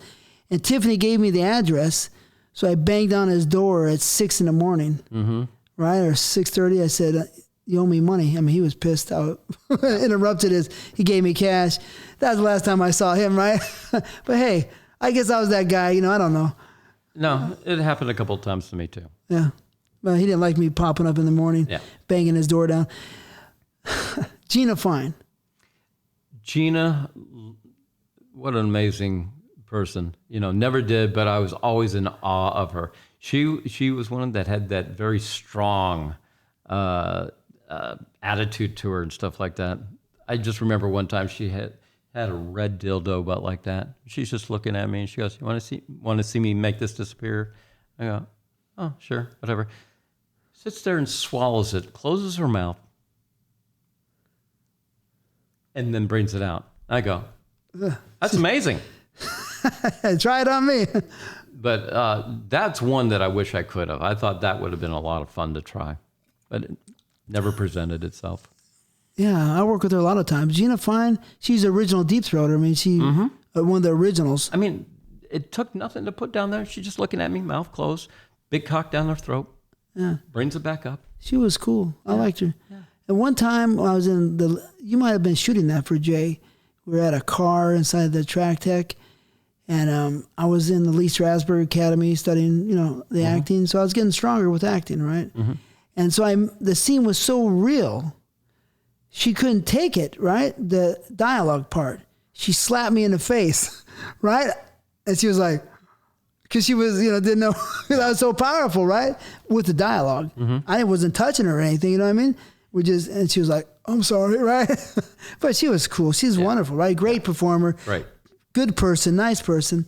Yeah, she's one of the best for sure. Performer-wise, she's one of the best that there ever was. Exactly. No doubt. Those are the 80 girl, but she came back in the 90s, and I work with her. Yep. All right, let's go to the 90s real quick. Savannah. My Savannah story is a funny one. Wow. It's with Charlie Biggs once again. Whoa, really? Yes. She worked for Whoa. We hadn't got to work yet. So, Savannah, Charlie's set. I don't remember the guy's name, but we're up at the he could afford her. That's crazy, yeah. It wasn't his call. Okay. That's why I was. So we're up at the Avocado Ranch. We're shooting inside, and we're just at the blow job. I mean, she'd been in makeup forever, and then finally she comes out. What little dialogue there was, she starts giving the guy a blow job. I just remember being behind the couch. I go, "I'm gonna get a different angle. Instead of looking this way, I want to look out this way." So we moved the couch off the wall, just be different. So I'm shooting, he's struggling, and she looked up at me and she goes, "Is it okay if I go to the bathroom?" "Oh, sure, no problem. Yeah, I'm not going to tell you no." And give him a moment. So I'm standing there with the camera on my shoulder. Here's this guy sitting there doing one of these things. Looking out the window, there she's walking. Bag in hand. And I just put the camera down, went to the window. She's in her car, and now she's driving down the hill. Wow. I walk into Charlie. I go, "Hey, Charlie, I think we got a little bit of a problem." "Well, can't the guy get his dick hard, And I go, "Well, that's one. The other problem is that she just left." "What?" "No, she just drove away." "Fucking." And I go, "No. She's gone." Wow. So he had to get on the phone with whoever, and we never, had to find another replacement. And that was the only time I ever saw her, all of 5 minutes. And that was the first and last time. Was it? Can you remember the year? 90. Oh, this had to be maybe within a year of her death. Yeah. I see. Yeah, I heard the stories about Savannah. We worked together a lot of times, and she loved me. You know what I mean? She's always so sweet. I think she even said, "Let's go out once or twice." You know what I mean? Right. I never did, but I had a girlfriend then. But she was always so sweet to me. So I always have to say, for me, Savannah was so sweet, and she was pretty too. Oh, beautiful. Beautiful, right? Yeah. Oh, yeah. She was cool. When I first saw her walk into Mark Carrier's, before everybody kind of knew this, about 1990. Right. She walked in with Rex. I don't know if you remember Rex. And I said, "Oh my God!" Before she had tits, right? I was like, "Who the fuck is that?" I mean, she was just like California blonde, bang haircut, all this spiritual, high spirit and just kind of bouncy. And I was like, "Fuck, she's so pretty," and she was cool. She was what she was, just a pretty girl, and she was not stupid. She wasn't fucking around. Either she might have played that role. In my opinion, she was not stupid. She She knew what she wanted, and she wasn't fucking around. Okay. You know?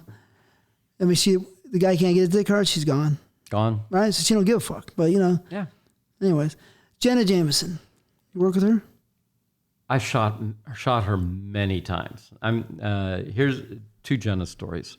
It was shot her in Vegas where she was still dancing, and shot in a motel room, and I was just in awe of her because she was so sweet and so sexual and all like that. And I said, I just want you, I've been in the business X number of years, blah, blah, blah, same story I always say, just different year. I go, do me a favor.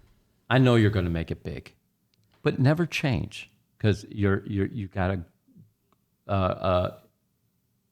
got this uniqueness about you. You're just a sweet girl that loves sex and all like. Just never change. And she, oh, thank you. Years later, she's got a contract with Wicked, and her and Brad Armstrong are together. And I remember, he said something to me to go talk to her. So I took her, sat her in my van, and we sat there and we were talking for a little bit. And she says, just going off, I don't want to fuck. Yeah, he does. You want to fuck him? Everything about the story, the script, the hour, and all like that. She just, it's going to be okay. Just settle down. We'll get through this. Okay, if you don't want him to talk to you, I'll. Brad. So she's mad at him. They're married then? Yeah. So I go, okay, look, it's just that. And the other. He goes, oh, whatever. Just you just shoot it. I'll just stand over here, type of a deal. So I'd go back to her and I go, okay, look, he's not going to be there. I'll just shoot it. We just need to finish it. It's like 3 a.m. Sex scene? Yeah. Oh, I got you. Oh, so he's watching the sex scene. He's directing and all like that. Oh, okay. So, and she goes, okay. I was like, okay, come on, let's go out there. So we go and we finish the scene, type of a deal. Then after that, it's at an AVN, and she's got her entourage around her. And I think this is when she sold with Jay, and she's got Club Jenna. And I might have even been there, right? And I just remember standing there in the crowd, and I just waved to her, and she looked at me, and she gave me a little nod and a little smile, and acknowledged me. Right. With all like that. Then the last time was I was up for an award for Wicked, and I was actually working the show. So I'm on my jib over in the corner, and I had already was given a heads up on, look, if he's up for this, he's going to want everybody on there. So you're going to have to make your way onto the stage. I said, okay. So I got somebody, and I called up to the control room. I go, my name's called. He goes, just lock the camera off on a wide shot, and you just go ahead and go. And I remember he got nominated. He's out there, and he calls my name. And I'm now walking out on the stage with him, and we're looking out over the crowd. And with Jay? With Jay. Okay. Not with Jay, excuse me, not with Jay, with Brad for Wicked. Oh, yeah. Okay. I'm sorry, Brad. So there's Jenna and the whole group right down there. And, he's going off and he's talking about this stuff. And, and it's this man right here who makes all of you look good. And I'm just looking down there at Jenna, and she's just clapping, and she goes, yes, it is. So the little... For you making... Yeah. So the little girl that I met in Vegas... And all the stuff that's going on throughout the years, and then to have her do those 2 things, just acknowledgement of me, both, well after the Wicked days, and then with her there with Wicked, and acknowledging, yes, he's the one who helps make all this happen. Long and the short, I didn't get the award for cinematographer. I was the only one who didn't get something that year. Wicked got all the other things. So. Oh, yeah. That sucked. So it just, myself being nominated for something is great enough. I don't need to be somebody that walks off with a, hey, look at me type of a deal. I just like the fact that they acknowledge and gave me the accolade that I liked. So, I mean, she was Jenna Jameson, smart, beautiful, great in a sex scene. Oh yeah. Hot. I gotta let everybody know that she had some of the magic stuff. Oh yeah. Right? So the stuff she had, the magic stuff, right? The pussy was great. Whatever it was a bomb pussy. And every time I put my dick in there, it would grow extra big because it was so good. She was great. And she was, of course, a friend of mine. You know, she's a wonderful person. But Brad, you know, straight up was a hater. Halfway hater on me. That's the facts. Okay. You know what I mean? Because he always, you know, a lot of people hated on me because I was so strong. But, you know, I saw it, you know what I mean, numerous times. So whatever, dude. You know what I mean? Whatever, man. You know, you did all right. You never could perform like me, but whatever. You know, you're not a bad guy. You're all right. Here, this, you know what I mean? Kylie Ireland. Did you ever work with her or get some of it? No. Worked with her many times, shot her many times, and also when she was a performer. And then when she worked as crew, we worked side by side together throughout the years. I like her, love her. Love her. She didn't show up to my show yet, which is, you know, not nice. But she's one of my favorite of all times. I loved working with her. I've always wanted to. Fuck, the pussy, something, her skin too was nice, her body, especially in the beginning, right? You know what I mean?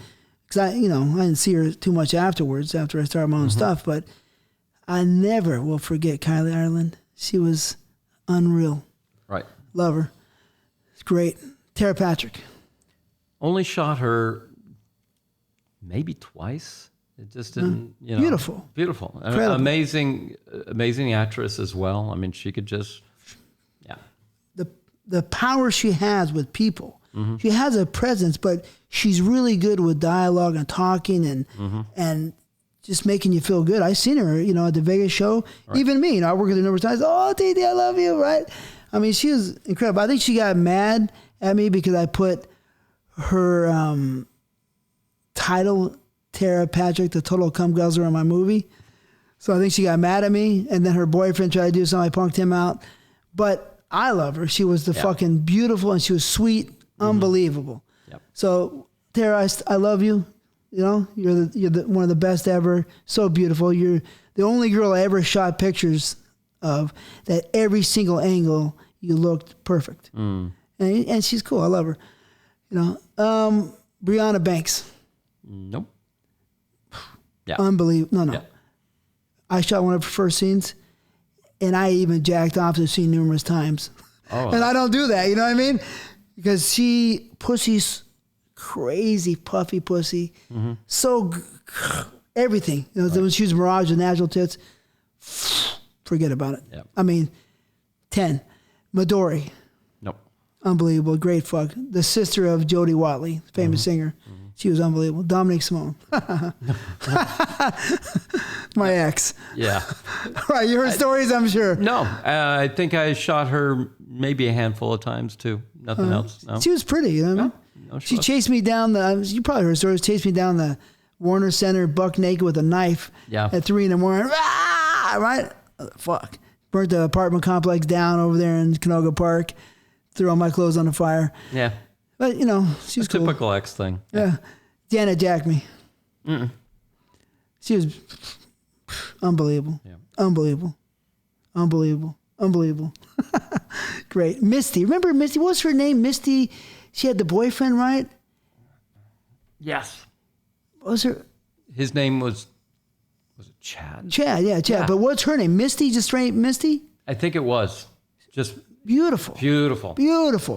Everything. Beautiful. About her face, her body, her natural boobs, and all like that. Never did, but always wanted to. I worked with her once, I think. I think it was that they didn't want me working with her all these years. I was so rough.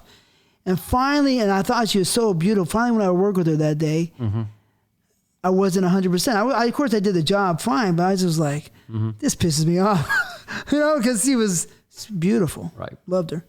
Rebecca Lords. No, but I've shot her many times. Pretty. Yes. French girl. French girl. Beautiful. There was a French girl, French Vietnamese girl that came. Her name was Tabitha something. Tabitha Cash, I think. You ever shoot her? She was fucking beautiful. She wanted me to take her home, but I had a girlfriend. Yeah. But she was fucking fuck. I work with her, of course. You know, She was beautiful. That's another, French girl. She was from France. Holly Body. Short, little, kind of dirty blonde. No, kind of brown hair, taller. I thought she was pretty good size. Okay, No, you're thinking of the other. You're thinking of Holly, the little blonde Holly. Yeah. Holly Body was tall and strong, Okay, then no. fat pussy, half Guamanian, which she looked like she was a pure white girl, but she was so fucking good. Yep. She's another girl I could barely. Oh God, man, fucking where'd you come from? The pussy she was cool too, a nice girl. Nikki Sterling. Nikki. English girl. Yes. She was kind of nasty. Yes. Pretty and beautiful. I think we only shot her, or I was only shot her a couple of times. Nothing. These are the years with Jay. Yeah. Jay's shooting a lot of people. Yeah. Jay Shanahan, Jim Enright. Kobe Ty. Nope. Never shot her. Janine Lindemeyer. Shot Blondage one time when they were both together. And then after that, no. She was sweet. She was pretty. Pretty girl. Yeah. Nice, cool chick. Celeste. Woody Long's girl, right? Woody Long's girl, dark-haired one. Big tits. Yep. Nice girl. Nice girl. Shot her a couple times. Nothing ever with her. But Woody's girl before that was... Savannah or who? No, it was Sarah? something. Sarah. I don't know. I'll think of it. But he was Blonde. very blonde. Big tits. Pretty. Pretty. Yeah, He was very protective of her. So here, and this is one of those stunt things that came up. Oh, so shit. Yes. She was pretty. And because it was only him and nobody else. God, the name will come to me in a second, but yeah, it was something like that. Anyway, so it was with Selena. No, it wasn't Selena. no, it wasn't Selena. I know she was pretty. Fred Lincoln was directing. So Fred goes to me and goes, well, we could finish the scene. Jake can do the stunt. And she looked at me and she goes, okay. What? I didn't think it was going to happen because I already heard nothing was going to happen. So Patty grabs the camera. I jump in there, and all I had to do was just nut. But because Woody couldn't finish. Yeah. He was all pissed off. And so he goes stomping away type of deal. And, all I had to do was just nut on her, Fuck her nut? Just nut. Just she blew me, and then I just got it. It wasn't what I wanted, but still, that was a beautiful face, amazing boobs, and I get the. That's cool, but the pussy looked like it was nice too. I remember that girl; she was pretty. Yeah. But Celeste is great too. Yeah. I think I only shot her, and nothing else ever happened. I worked with her once. She was great. She was cool. Sylvia Saint. Nope. She's a pretty girl from Europe or Eastern Europe. Yep. Chasey Lane. Beautiful eyes. Beautiful. Yeah. Only shot her once with Wicked, and that was it. Yeah, she was cool. I used to hang out with her. Jill Kelly. Shot Jill many times. Great. Yeah, great. And Great then girl. shot. Not only did I shoot for her, I also worked for her when she had her production company. Nice. She's a cool chick. Yeah. Unfortunately, the Cal Jammer thing had tainting on it because Cal was a cool guy. He blew his head off. Yeah. But she was great. Great girl to work with. Yeah. I loved working with her. Madison. Nope. Way back, Madison. Yeah. No, never shot her. Patricia. What was her name? Patricia. Her girlfriend. PK? PK, yeah. Patricia. Kennedy. Yeah, Kennedy. Oh, yeah. Shot her many times. She was a naughty girl. Oh, yeah. But never did anything, but it was always one of those, there have been girls throughout the industry where it was just this constant tease that was going on. And hopefully you're going to list one of those girls that it was a constant tease and didn't come to fruition until like 15 years later. Really? Yeah. Well, I probably don't. Let me go down. Let's see what happens. Asia Carrera. Asia shot her many times, and she was a great girl. Also worked as a PA. She was the only, not a PA, she was a grip. The only grip that ever walked around topless and had her tool bag on, beautiful boobies out there just helping the guys, be a crew person. What? Yeah. She helped the guys? Yeah. She would, you know, she put her crew hat on, her belt. She'd walk around topless. She's carrying sandbags and moving things around. Oh, not helping a guy suck a dick. No. Okay. When she was a crew person, okay. she was out there being a crew person. Oh, okay. So, yeah, she was beautiful. Yeah. I remember I did one of her first scenes for Jay. You probably shot it. She was beautiful. Beautiful girl. Kitty Young. Beautiful Asian girl. Fuck, she was beautiful. I think she died. You already said Ashlyn. Taylor Hayes. She was Seymour Bus girl. Probably. I could see you not. And then she went to Vivid. English? No. That's another Taylor I was thinking of. You're thinking Taylor Wayne. I think that's who I was thinking. Taylor Wayne's the blonde. Right. She was a cool chick. Yeah. Nice. Shane. Met her once, never shot. She ended up buying the company that was doing all the stuff that I was doing the web series for. You know, Shane's World ended up buying it, and then anyway. Yeah, she was sexy. She was cool. Beautiful. Stacy Valent. Yeah, she's cute. She was. Stacy, yes, shot her many times. Always wished I could have, but no, never happened. I think I won a best sex scene with her. Me and Tom. Like, yeah. But anyways, so what's the girl? That's the end of the girl. The '90s girls. What's girls? Shayla Laveau. Oh, how could I forget Shayla Laveau? We won best sex scene too. Yeah, she was sweet as hell. Sweet as hell, and it was always had this attraction to each other throughout the years. And I know you remember the name Jim Holiday. Oh, of course, love Jim. And rest in peace. Yes, Jim goes. You shot for Jim a lot? A lot. Because I worked for Jim. Jim loved me. Remember when we were going up to California City? Remember he had a bunch of those where he always had his pets, and he would always buy the girls moccasins and stuff like that. We were shooting up in California City, and it was one time he goes, we had somebody who couldn't show up, and it ended up being somebody needed to fill in, and Jim goes, Jake, would you like to fuck Shayla? And I'm going, wow, yeah. So that was one, but the original one was. So you fucked her? I fucked her, but before the a stunt or for real? For real, full scene. Oh yeah, wow. And let me back time that, because that was the second time. The first time he did put me in. I'm a coach, and I'm with Shayla and I'll think of her name here in a second. It was a 3-way, but this was the first time the two of us were ever together, and it was like we forgot the other girl. I just grabbed her, threw her up against the lockers. We were just making out. We were just ripping each other's clothes off and just kind of going for it. And then we all stopped. Sharon Kane. Sharon Kane, she was sexy. Yeah, so we both stopped in the middle of it. And there's Sharon just standing there like, really the third wheel out? Wow. And it was like, oh, we got to get her involved in it. She was sexy too. She was, but it was just this, when you have something pent up, you just go for it. And it was so funny that we stopped in the middle of what we were doing and went, oh, we forgot her. And then we went on from there. But then the other time was, will you fill in for this character, whoever wasn't able to show? And I said, hell yeah. And she goes, oh yeah. So that was the second time that we had sex. But we've had sex a few times afterwards. Oh yeah, off camera? Yeah. All right. No, she's cool, yeah. Very cool. Tabitha Stevens. Loved her. Yeah. Never happened. Shot her many, many times. Sexy. Yeah. Good pussy. Mm-hmm. Great. Cute. Pretty. Pretty. She's still pretty today. Is she? Yeah. She was great. I worked with her twice, I think, but one of the scenes was for Jay. Crazy ass scene with all this fire and cars, everything on fire. But yeah, she was unbelievable.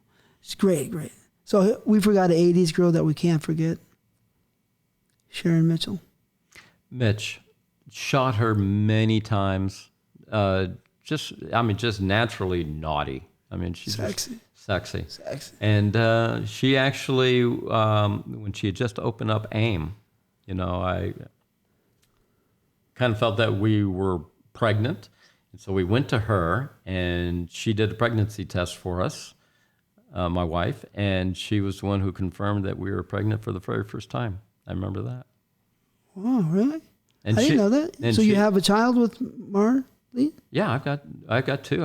He's 16 and she's 14. Wow, congratulations. That's wild. Wow. Yeah, but it was Mitch who said, "Yep, you're pregnant." Oh, yeah. I liked her a lot. You know, she was cool, but all that shit, you know, a lot of weird shit happens. But you know, she was one of the best. I thought, you know, from the '80s. You know. Yeah. So I mean, she was a '70s girl. Yeah, right, '70s and all the way to '80s and in the '90s. In the 90s, I worked with her in '80s and '90s. Yeah.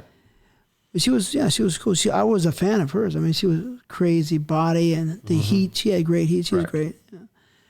Who gave the best blowjob, do you think, of watching and getting, out of all these girls that we spoke about?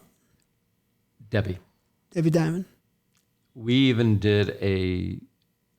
She beat film. Nina Hartley. Yeah. Okay. We did a film where it was just just a blowjob only. I was the headless dick, and we were up at. You like blowjobs? Hers, yeah. Okay. She has this way. You like pussy better? Oh, pussy better. Okay. She just had this way of it making you feel like it was magical that she was looking at, and she was just in love with it, and just the things she would do, and the eyes back to you, stuff like that. You're just sitting there going, "She's wild." Wow. But anyway, the scene was up for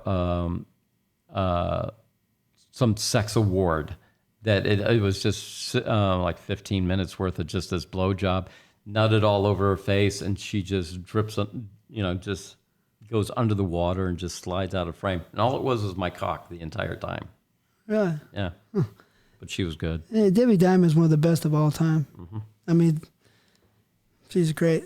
But, you know, Bianca was also good, too. Oh, we forgot about Bianca. I love Bianca, an 80s and 90s girl. Loved her boobies. But the pussy. You fuck her? No. It was, I shot her and Debbie. We shot a girl scene where they go, do whatever you want. And to the point where, I won't name the director's name, but he started to get a little ill because these two were just going so crazy. Really? Yeah, it was with food and stuff like that. The room started to, had this odor of food, but also the girls' sweat and all like that. He couldn't handle it. I was just up there, and they were also the ones who like to reach up and kind of break your concentration. But it was, yeah. Oh, yeah, Bianca.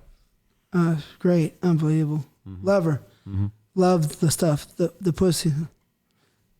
Top 10. Yep. I forgot one more girl from the 80s. Okay. Barbara Dare.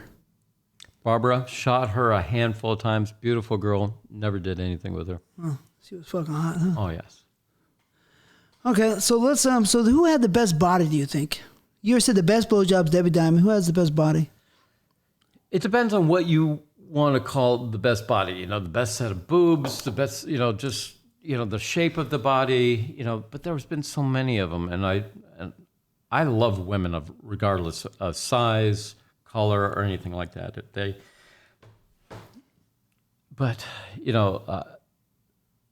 My first thought always goes to Tracy because she was just a full-figured woman. Tracy Adams. Yeah. And just the hair, the look, and all like that. That I've always thought of her as being the ideal. And then the one with the most heat or passion or fight or fire was Debbie.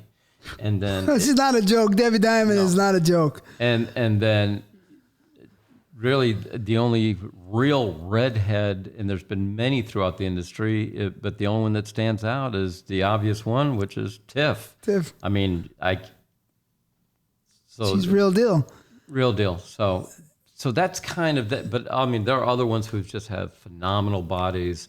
I'm such an ass man when a girl bends over and you're going, oh, yeah.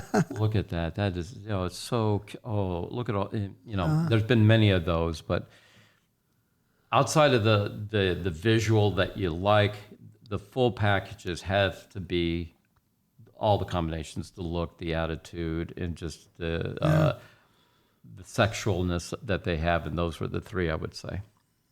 Yeah. Raquel Darren had a hell of a body, didn't she? Mm-hmm. A lot of girls have these nice bodies, Anyways, so you shot for a lot of.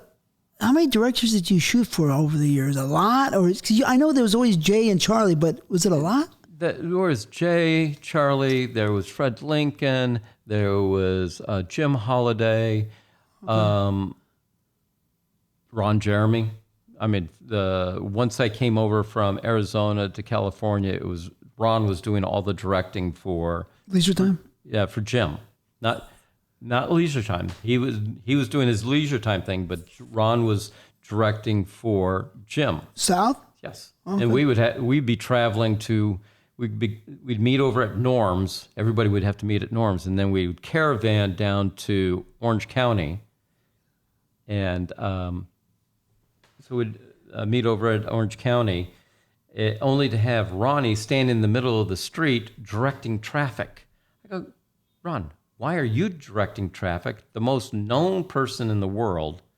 You're telegraphing to everybody where we're going.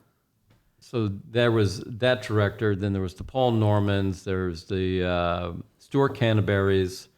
I like Stuart. Stuart is a unique individual, one that, it takes a special person to understand him and to work with him throughout the years. There's a lot of people who won't work for him, whether it's talent or crew.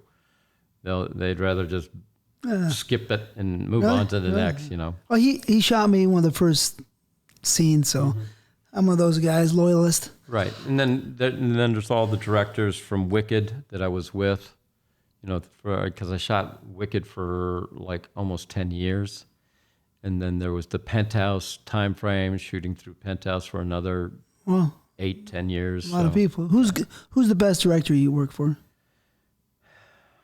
I'm putting you on the spot. No. There are a lot that have certain things that they bring. I'm trying to think. The one I admire a lot, just the way he would do things, and it's not just in a creative way and all like that, but somebody who was able to listen to you and take advice, and not just pass it off as being somebody, that you're just that. Was Brad. Huh.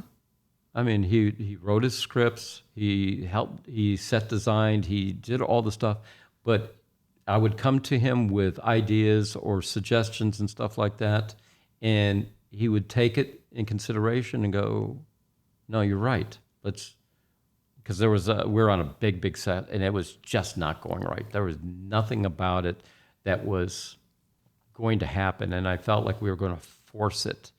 And to spend that much time and effort and not have it come out, and I just said, if it was me, I would say, let's just wrap it and regroup it another time.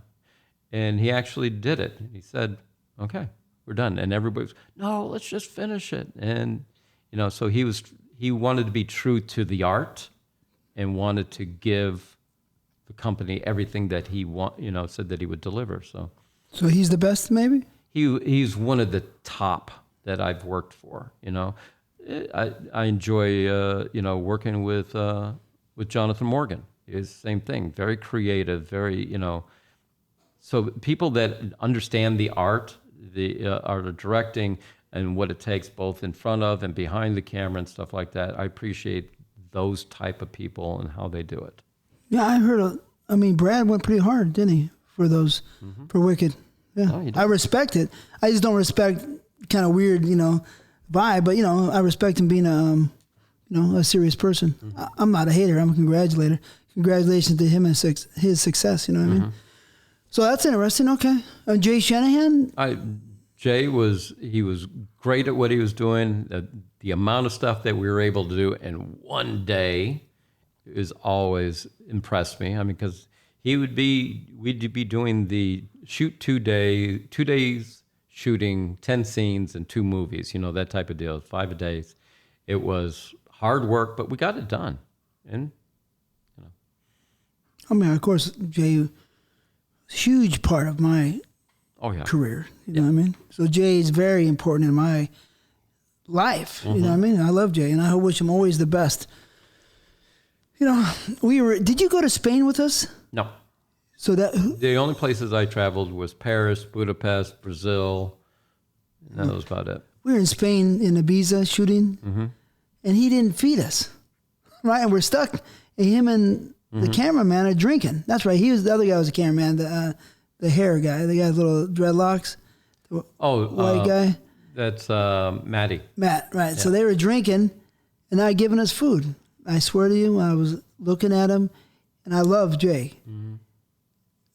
We were in Madrid in the airport. I locked onto his jaw.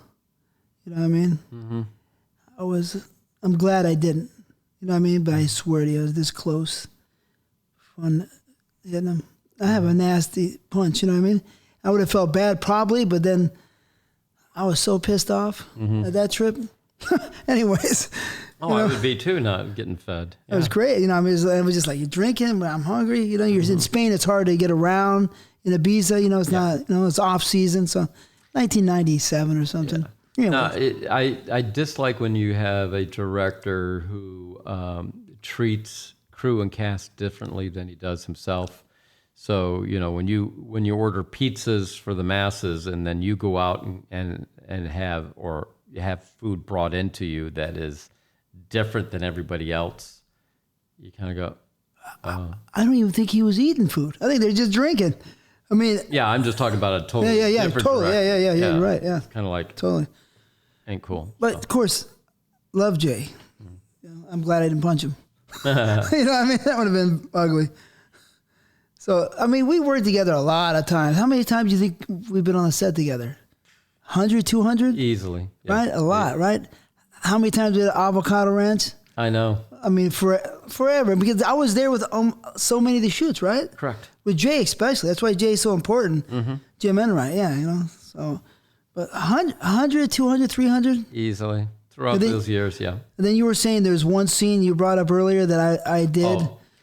Yes, this is where I said this is early on in your career, I believe, and you know somebody is going to be something or be good at it is if they can do stuff under duress, and duress can be weather conditions.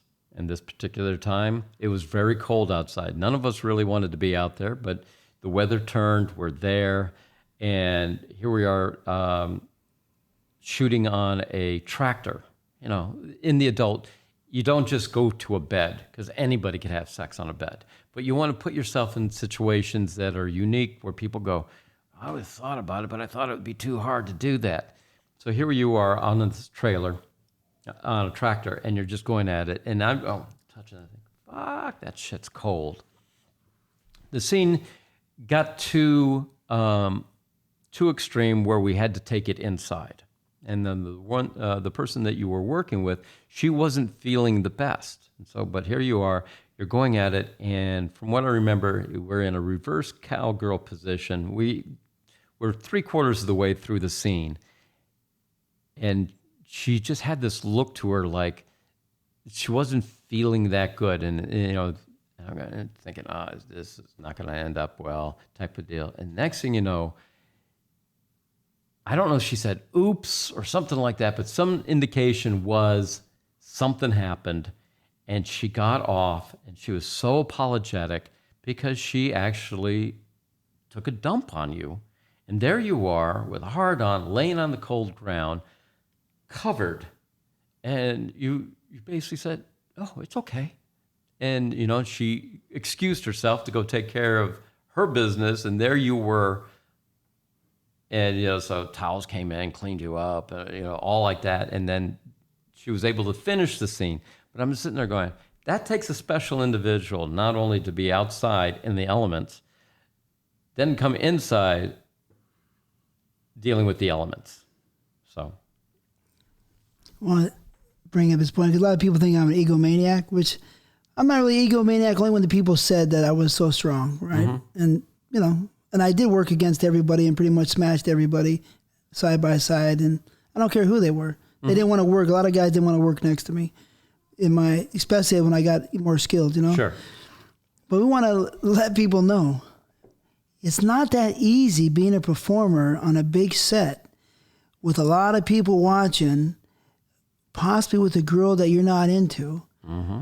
And shit like that happens. Yeah. And late at night, because sometimes I do 3 or 4 scenes a day, and late at night, they have me be the first in, last out. That way I can make sure that everybody got in, got out. You know what I mean? Anyways, I just want people to understand. So you kind of signify the truth on that. No, exactly. And that girl that I worked with was a sweetheart. But I'm not going to say her name because she's too sweet. And I especially respect her boyfriend, you know, who was a great advocate of mine. A lot of people wouldn't work with that girl because she was kind of strong. Yeah. Strong looking. And even though she was sweet, I had a pretty face, really. But the tattoo scared a lot of people. Totally scared a lot of people. In those days. In those days. And she was cool. And this is pre-tattoo days. And it was like, whoa, look at that. Probably 1990, right? Yeah. Jake, probably. Anyway, she's a nice person. She's gone and he's gone. But they were, good people. Any case, so we were at Avocado Ranch a lot, right? A lot of times. I seen Peter North do 3 scenes there. Come on. Peter North, right? Peter North's are great, Yeah. What actors do you look upon, and they come to your head as great actors? Not talking wise, but performers, great performers. Oh, yeah. You're up there. Peter's up there. Who else was always, just you could always count on, obviously, the Goldbergs, the... Mark Wallace, strong. Yeah. Sorry. Very strong, Mark Wallace, yeah. Yeah, you'd be in anything. You got somebody like the Dave Hardmans, Rick Masters, the category group of guys that were just there doing it and did it well and well enough. Well enough. I mean, but they're not. I would not ever have put them in the A category. They would be the B to C category guys. Right. So if you need somebody to do something, they're the ones. Like I said, back in the earlier days, I forgot, Joey Severa was a strong person. Rick Savage was a strong. There was another. Tommy was strong. Tommy was strong. So and I was trying to give another shout out to an old time guy. I think Billy D is the name. I remember we used him a lot. Black actor. Shawn Michaels strong. And then Shawn is extremely strong. So those guys come to your mind? Yeah. Pretty much. And after that, nothing? Yeah, nothing that really stands out. Rocco, of course. Yeah, I've met Rocco a few times. I've never shot him. But, going back, just talking about the guys in the old days, the 80s, the 90s, early 2000s, nobody took any substance to help. 2000 it came. Right. It came in 2000. Right. The mid 2000, I remember somebody telling me something, and I was like, "What's that?" Right? I just blew it off. But no, all of a sudden after that, a bunch of guys came, that were studs. Yeah. And now it's just, it's hard to believe that there's so many guys who are either the Viagra, not a big deal. Do you take Viagra? Yes. Before, of course, there was no Viagra. Yeah, before the early days, no. Now I would take it only because the length of the scene, the time that is needed. The you're older. And I'm older. Come on, man. You're older. Right. But 17 times. Yes. Is not a joke. No, and there was nothing during those days. That's what I'm saying. Right. So you're already qualified. But you got guys now that not only are taking pills, they're shooting themselves up. Or you got guys who are putting implants to pump themselves up. And these are men who are not in the elderly age. None of them are in their 40s. They're all in that, that late 20s, early to late 30s range, and they're supplementing themselves to the extremes. And I've seen other guys that are so beat-ass red, their chest is inflamed and all like that. And I go, "What have you done?" And you go, "I just can't get my dick hard." And I go, "How many are you on?" I just took my third 100 mil of Viagra. And I go, "Dude, you're going to stroke out." But it's in their head that they need it in order to, present what's needed to do the job. And it's all here more than it is there. I always say it's 90% mental and 10% physical. So maybe, but it's physicality's got quite a bit. But you're right, mental is pretty serious. Mm-hmm. How would the guys today compare to the guys of pre-Viagra yesterday? I don't think too many of them would be able to compete. No. No. And, a couple of them. maybe? Yeah, a couple. Maybe or for sure? No, for sure. There's a few that would be able to, but I think the majority of them wouldn't be. It's a different mindset that it was back then. But, because I see too many of them rely on something. Death. Yeah. I mean, I love the are we almost ready to go? Yeah. Okay. Well, I got to go take my shower. Okay. Okay. And it's like that. They're all doing that. Okay. Wow. Everybody, I usually thought you just clean up before you come over and then, you just freshen up a little bit. But to come in and, go through the whole shower business, but that's code for I got to go shoot my dick up or, I got to take whatever I need to take in order to be there. I also like back in when it was, okay, how soon before we're going to shoot? I go, probably like 30, 40 minutes or so. Should I take the pill now or should I wait? And I go, they telling you that? Really? Yeah. So like little because kids. They're on a clock. They go, because the pill's only good for 4 hours, so I don't want to take it too early because I don't want the pill to end. I'm going, okay. So you got to give me like a 15-minute warning or a 30-minute warning before I have to have sex. I'm going, okay, yeah, 15-minute warning. Okay. Wow. They take their pill because they're so dependent on, rather than look what you're going to have sex with. Right, that's the beauty of it. That should be your motivation right there. And if you're taking a pill, the pill is just to give you that little bump, that little edge. But that is what's supposed to be getting the whole mojo going. I remember, anyway, right, exactly. You sit there and look at a hot girl and she's laying there with her legs open, playing with her boobs. Kylie Ireland. You're sitting, Medora. Yeah, I can't even look at those girls without having a... Right. Yeah. So a couple guys could compete. Who are those guys? Manuel's a natural performer, so he's like from the old days kind of anyways, kind of, yes. So he's not really included because he's a real performer. Yes. Which guys? I like that you mentioned him because he's in that European group of guys that come over that are real strong. American strong guys or natural... What about this Mick Blue? I heard this name.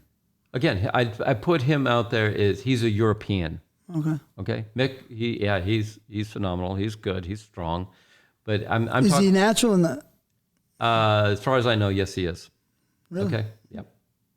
But I've never seen him ever struggle. He's never said, "Hey, I got to go to the bathroom and take a shower." He's not one of those that have ever been that way for me. Around me, so I wouldn't call him. So he's good. He's strong. Yeah. He can compete with me. He is you have a different personality or approach to it. He's more of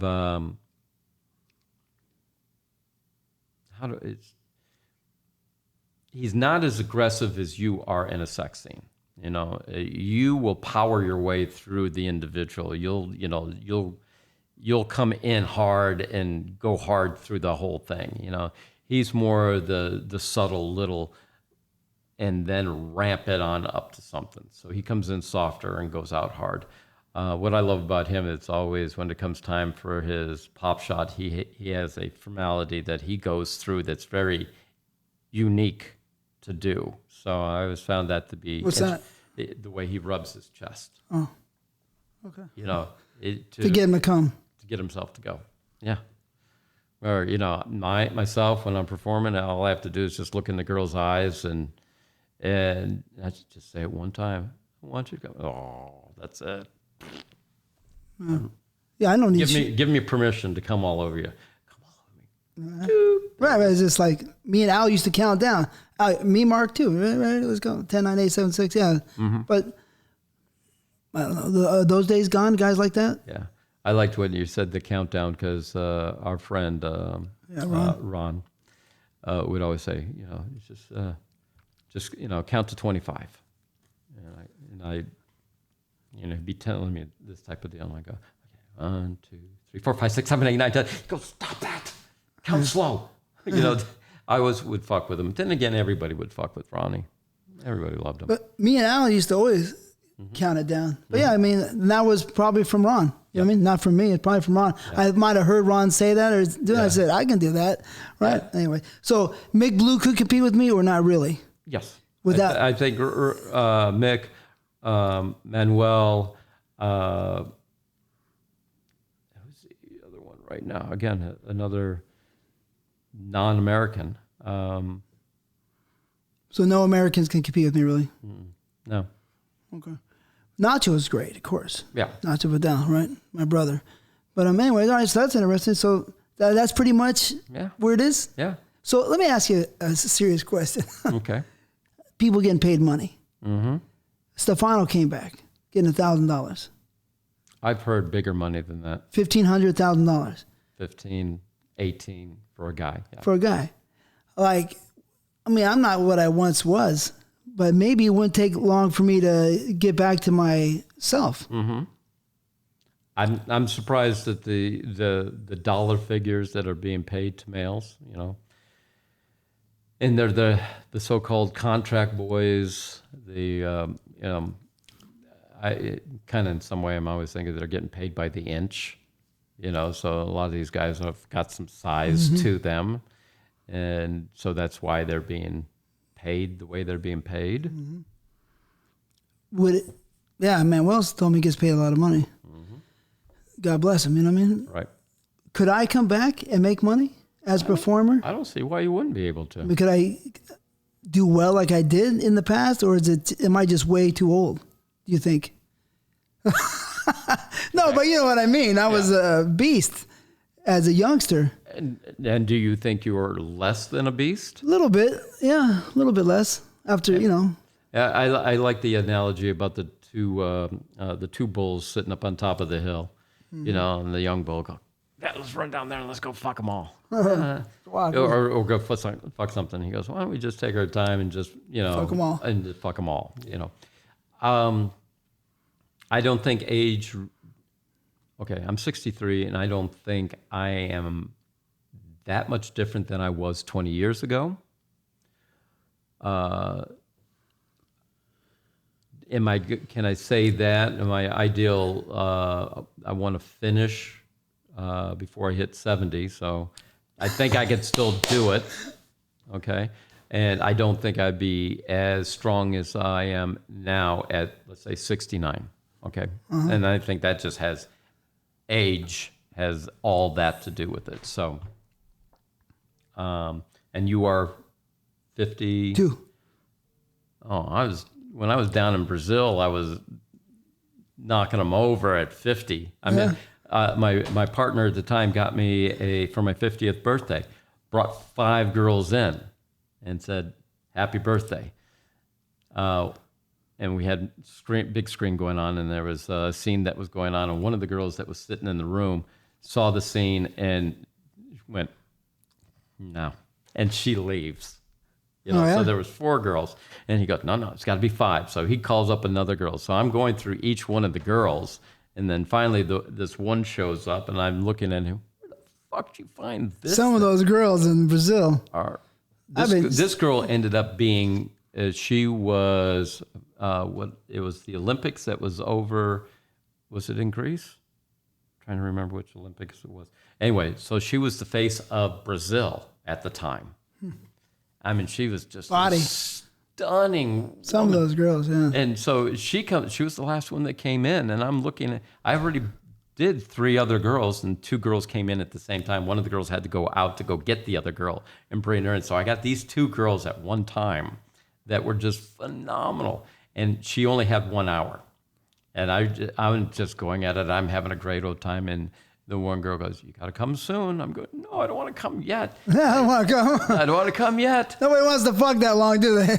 No, so that's 50-something, and I'm doing 5 girls in one day for a birthday wish. So, but we have to look at the other part, that I did a lot of sex and been out there with lots of different situations. You know what I mean? So, but I don't know. You know what I mean? It makes you think. I don't think there would be an issue. Yeah? No, not at all. And then I could kick ass and you think so? Well, thanks. You always strike me as a calm, quiet, and confident man. Did you ever say to yourself, fuck, I'm in porno, this is crazy as fuck, ever?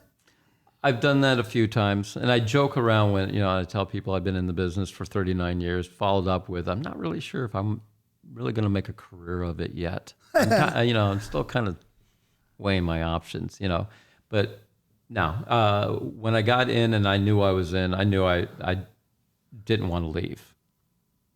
And I said to myself, I'm not going to stay in as long as I'm having fun. And I've had fun.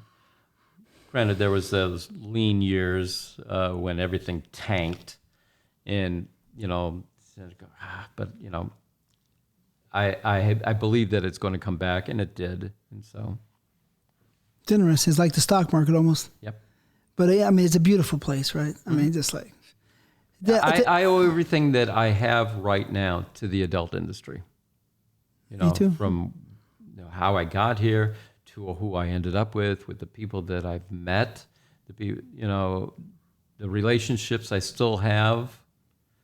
You called me up the other day. I knew it was your voice. Hey, what's going on? That type of deal.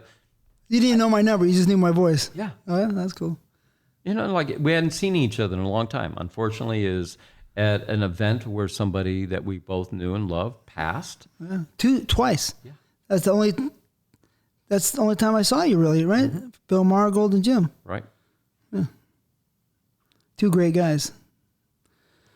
Yeah. Anyways, yeah. So right. Anyway, Jim was important to me. That's just terrible. I mean, 80 years old. He died at 80. That's a good life. But you still want him around a little longer. Call me selfish. I don't know. Yeah. I mean, we all want our loved ones to hang around as long as we can. Let me ask you this question. I'm a serious person about pussy, right? About the texture, the way they look, the tight, wet bombness of them, because they vary. Oh, yeah. They vary. And it's a psychological, too, between what you like and what kind of chemistry you have between each other. Right. Right? So, do you know the difference between a super bomb-ass pussy and just an average pussy? Because Mark Davis doesn't. Okay.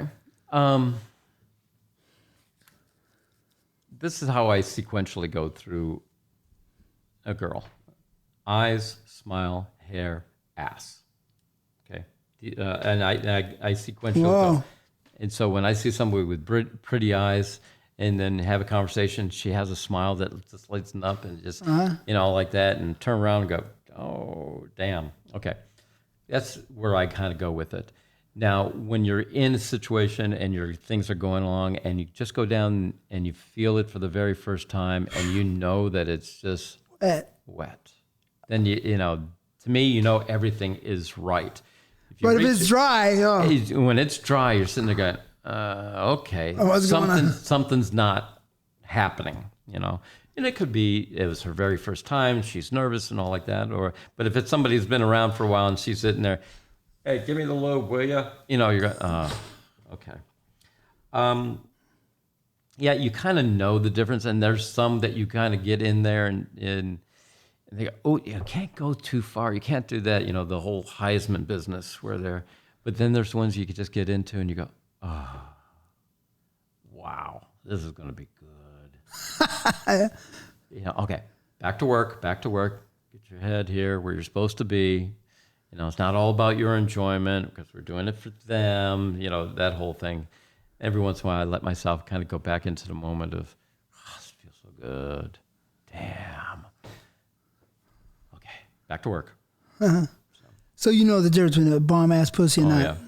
Yeah. But you see the eyes and the smile and all that first. Yes. So it's possible that if the girl's not smiling at you, not happy, right, that it might not feel as good. Correct. Because she's not giving you that. Yes. For me, I don't know. I just like it great. I can crazy about pussy, but but at least you know what the hell a good pussy is. Well, how do you like him to look? Do you care? Okay, I do, because I'm from the old school, the 70s and 80s. I've always liked, I don't like the airline strip. I don't like the little, Hitler, give me a nice bush. I like a bush. If it's a red bush, oh my God, we're in trouble. You know? Thank you, Jeff. That's what I like. I like a woman. When it got into the days of shaving it, and then high definition came about, and all of a sudden you're seeing the ingrowns, and you're seeing the red, and then the rash that happens, and then lube. Next thing you know, it's inflamed. It doesn't look beautiful like it does in the pictures, where everything's airbrushed, everything's photoshopped. So I'd rather see them with a bush than not. If it's freshly shaved, it's okay, because it's not going to irritate me when you're sitting there bumping and riding and stuff like that. But the ones who have a little bit of a growth, and next thing you know, your dick's getting rubbed raw, and you're sitting there going, "Oh God, is this thing going to be over? Oh, it's hurt." Oh, yeah. I mean, I'm guessing I've hit pussies before when they're kind of tight, but then they have the growth, and things aren't right. It's ripped my dick. Yeah. Cut my head. Cut me. Yeah. The skin. Yeah. Yeah, you have the same problem? I mean, a scar. I got a scar. Because the girl was great, so I keep going, but it's like, oh. Well, I've never gotten a scar, but I've had a girl who said, okay, I'm going to, I like to deep throat. I go, okay, go for it. And when she tries and does the gag and then pulls back, this one got me with both her front teeth down the top of the shaft, and goes, "I'm so sorry."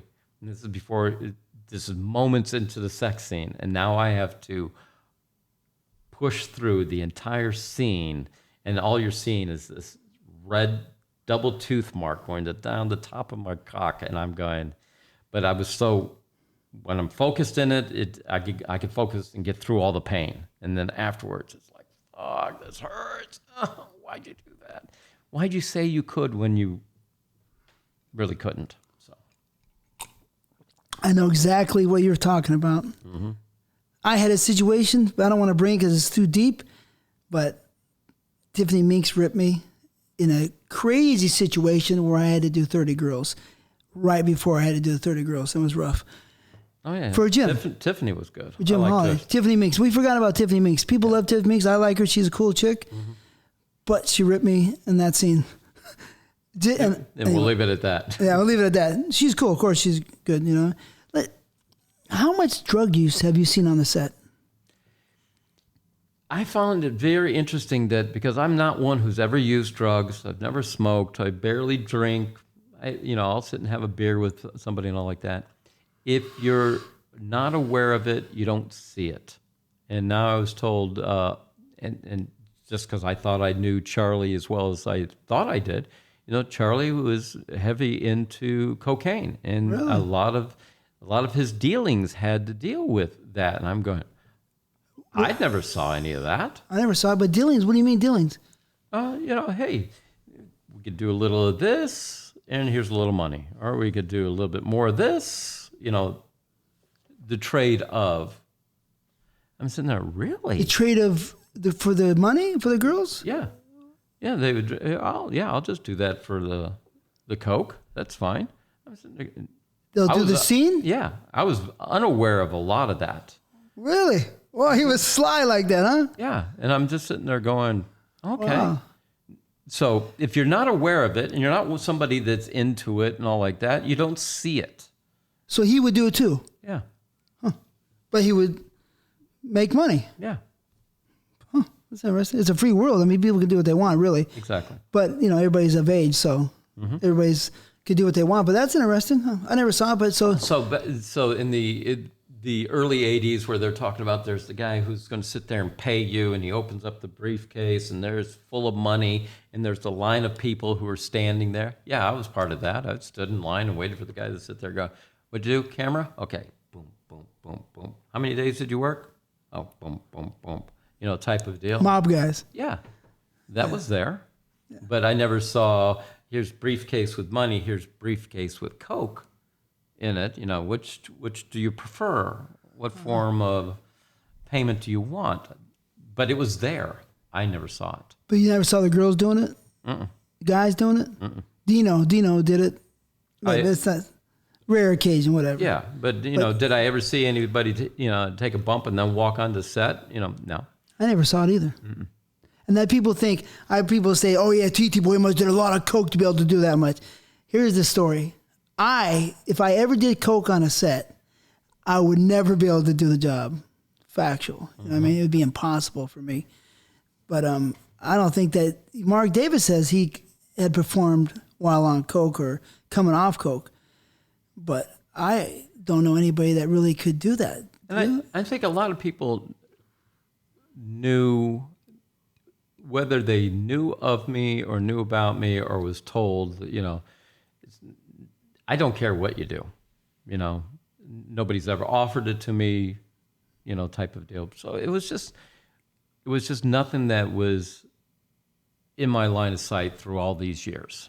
You know, it was just, I heard stories about that they did this, that, and the other. And I was surprised when I heard more about what happened or what Charlie was doing, because he never made me aware of it.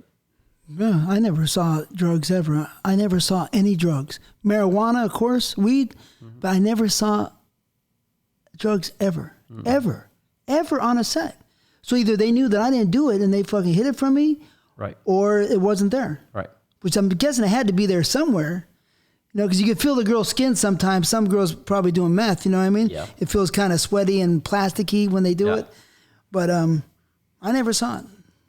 So, okay. My only drug is women. Yeah. So the sex and drugs is not your thing? Just sex. Okay. That's good. Keep you alive a lot longer.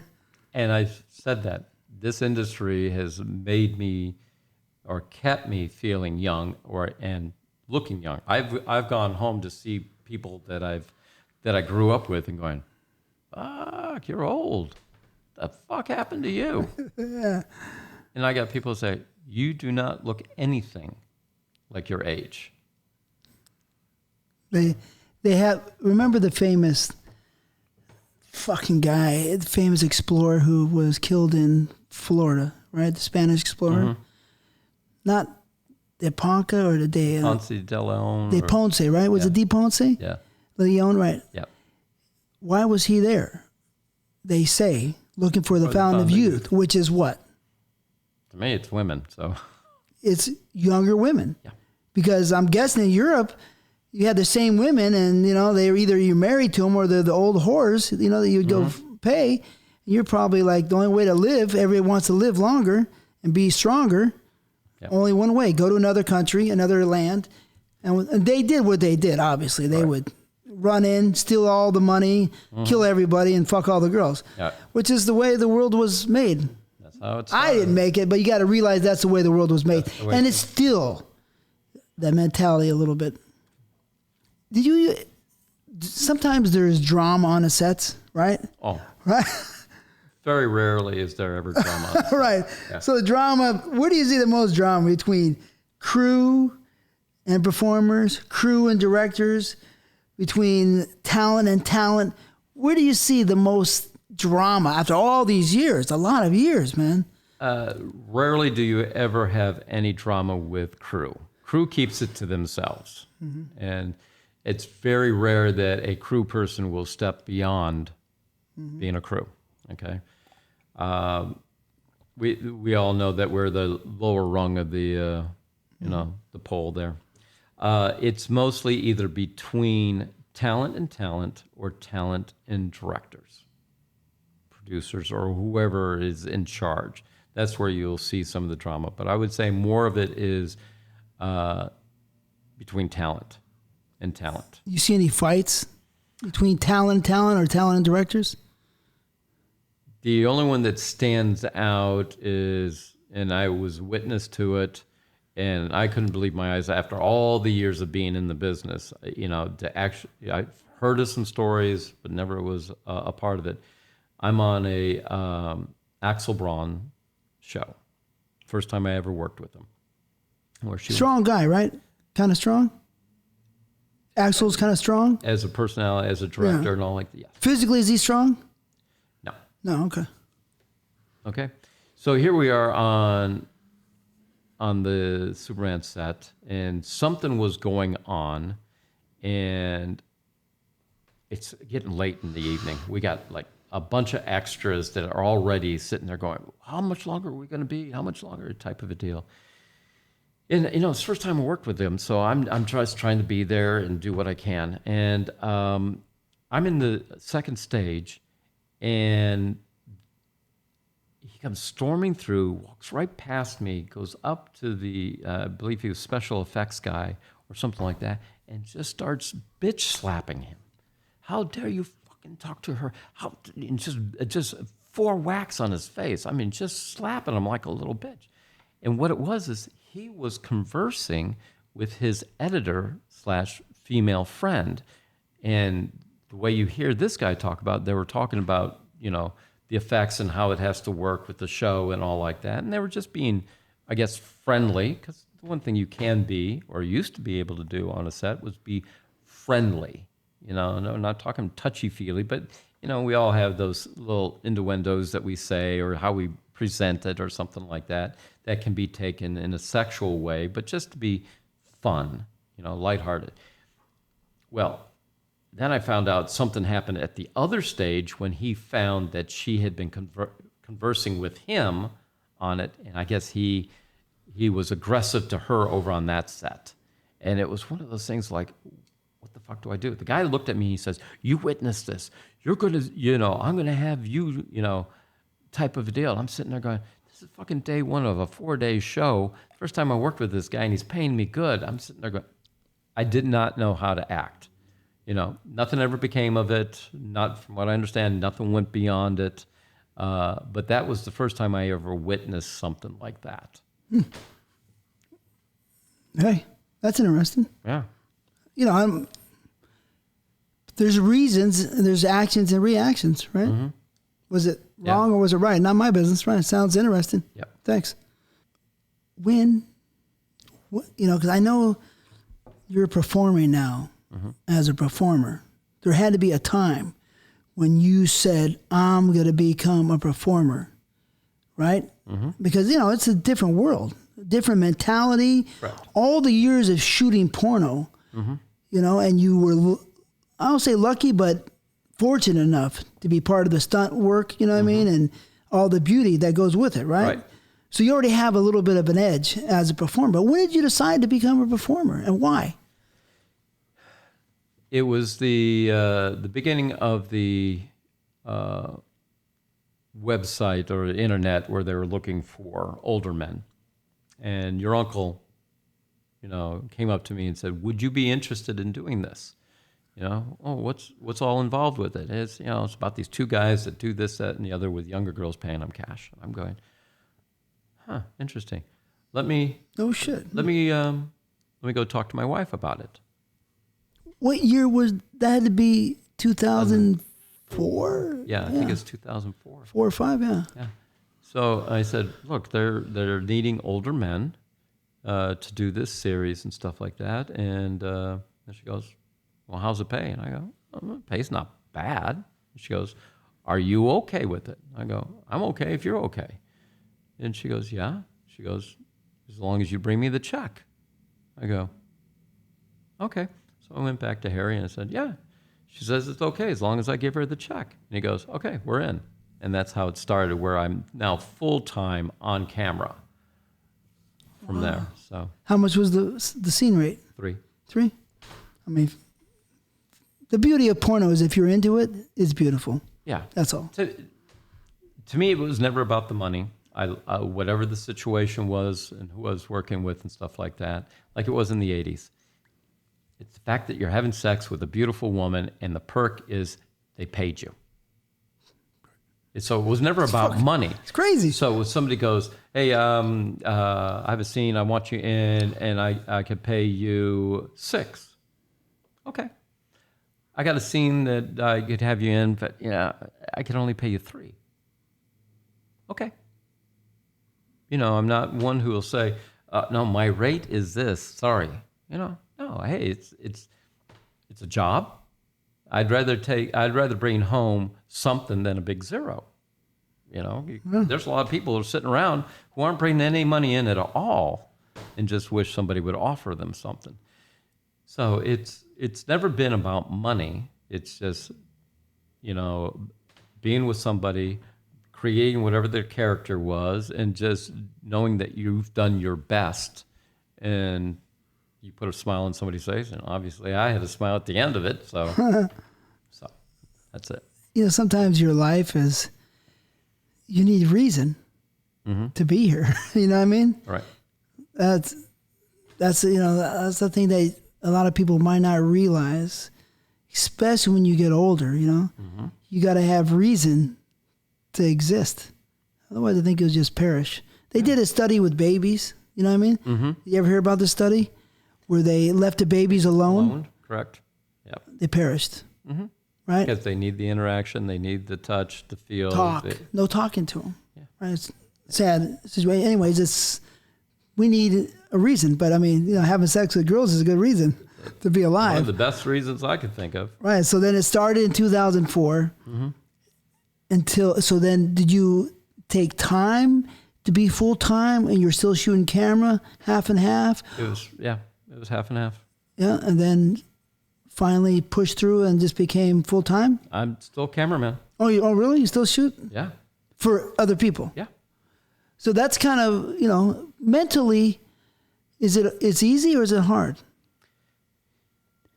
I think being a cameraman and then being a performer, I understand what is needed for a production. Knowing how to cheat, how to open it up, or you're with somebody that's brand new. I'm aware that a cameraman's slightly over my right shoulder. Things need to open up and all like that, and make it in a very natural way. Being a cameraman helped me be a better performer. So, but I just always had it naturally in me. We were talking earlier about, athletics and stuff like that. This is my athletics. I was good at football. I was never tall enough to play it, but I was good at it. Fast? In the past. Agile? You were fast and agile? Fast, had a great arm. Okay. So, and I've said to many a crew person that wanted me to throw a ball to them, I said, now when I get too old to do this, you got to let my son know what I've done. And I would put marks on people's arms because I would throw the ball so hard at them. Wow, really? But, it wasn't in the cards, okay? So I've always looked at this as being a form of athletics, a sport, you're sizing your opponent up, and you're just going to, be the best that you can at that moment of that game that you're playing. So that's the other thing that's always kind of kept me in good shape. So I'm not one of the gym rats or something like that. I have a busy enough lifestyle, either doing camera work, performing, or just the activities that I do around my house, that I don't do anything other than be me. So no running, not much exercise? Mm-mm. You have natural cardio from way back in the day? Yeah. Okay. Did you, so how many scenes a day do you usually do? I mean, a day or a week or a month, you might want to say, on average?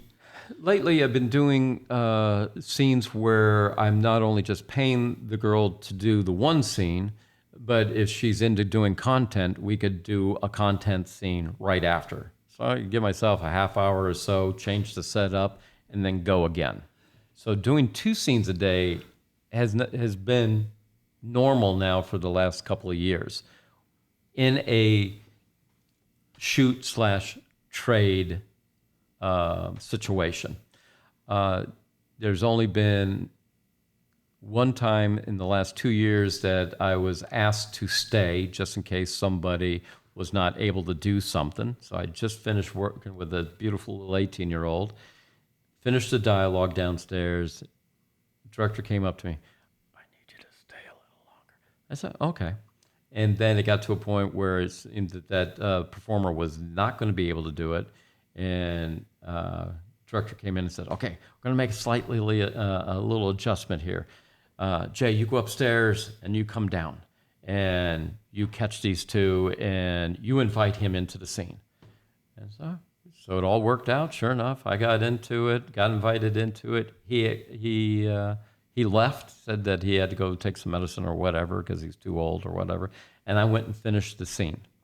So to me, it's a mindset. You're into it, you're into it. So you do 2 scenes a day all the time, or 1 scene, 5 scenes a week, or what do you usually average? Like, for example, let's just take this week, for example. This week will be 4 scenes. Started the scene out with a young girl. I had a BBW 2 days ago. I have a BBW tomorrow, and then I have a young girl on Monday. So that's 7 days, 4 scenes. Yeah. So that's kind of average. Seems to be. I would say it's been 2 scenes a week for since COVID has started. 2 scenes a week. Yeah, minimum, because I've been doing the shooting for a BBW line. But yeah, it's been active since we've not been at work. So 8 to 10 scenes a month. Yes. Pretty much for the last forever, since 04, or no? No, I would say it's been. I would say easily 4 scenes a month. Standard. There'll be the times that you'll get a 7-scene month, all like that. So I've never been, and I've never wanted to be one of the guys like you see nowadays who talk about, man, this is my 18th scene this month. I got back to back today, so as soon as I'm done here, I got to go to another one. They don't like it. I used to love it. I'd be collecting money all over the place. It's just the way they're saying it. And then what you're seeing with the medication that we were talking about before. I mean, they're either overshot, or I've seen people who have had sex where they go in and their eyes are closed the whole time. There's no connection between the two people. She's off in her little world. He's off trying to think of whatever it's going to take to keep him hard to get through this scene. I've been there. I've been there too, but a lot of times I see the action reaction. I see the intensity in her face when I do this or something like that. That's what I feed off of. Maturity sometimes. But yeah, me too. I understand for sure. So I've never wanted to be one who is doing it that often.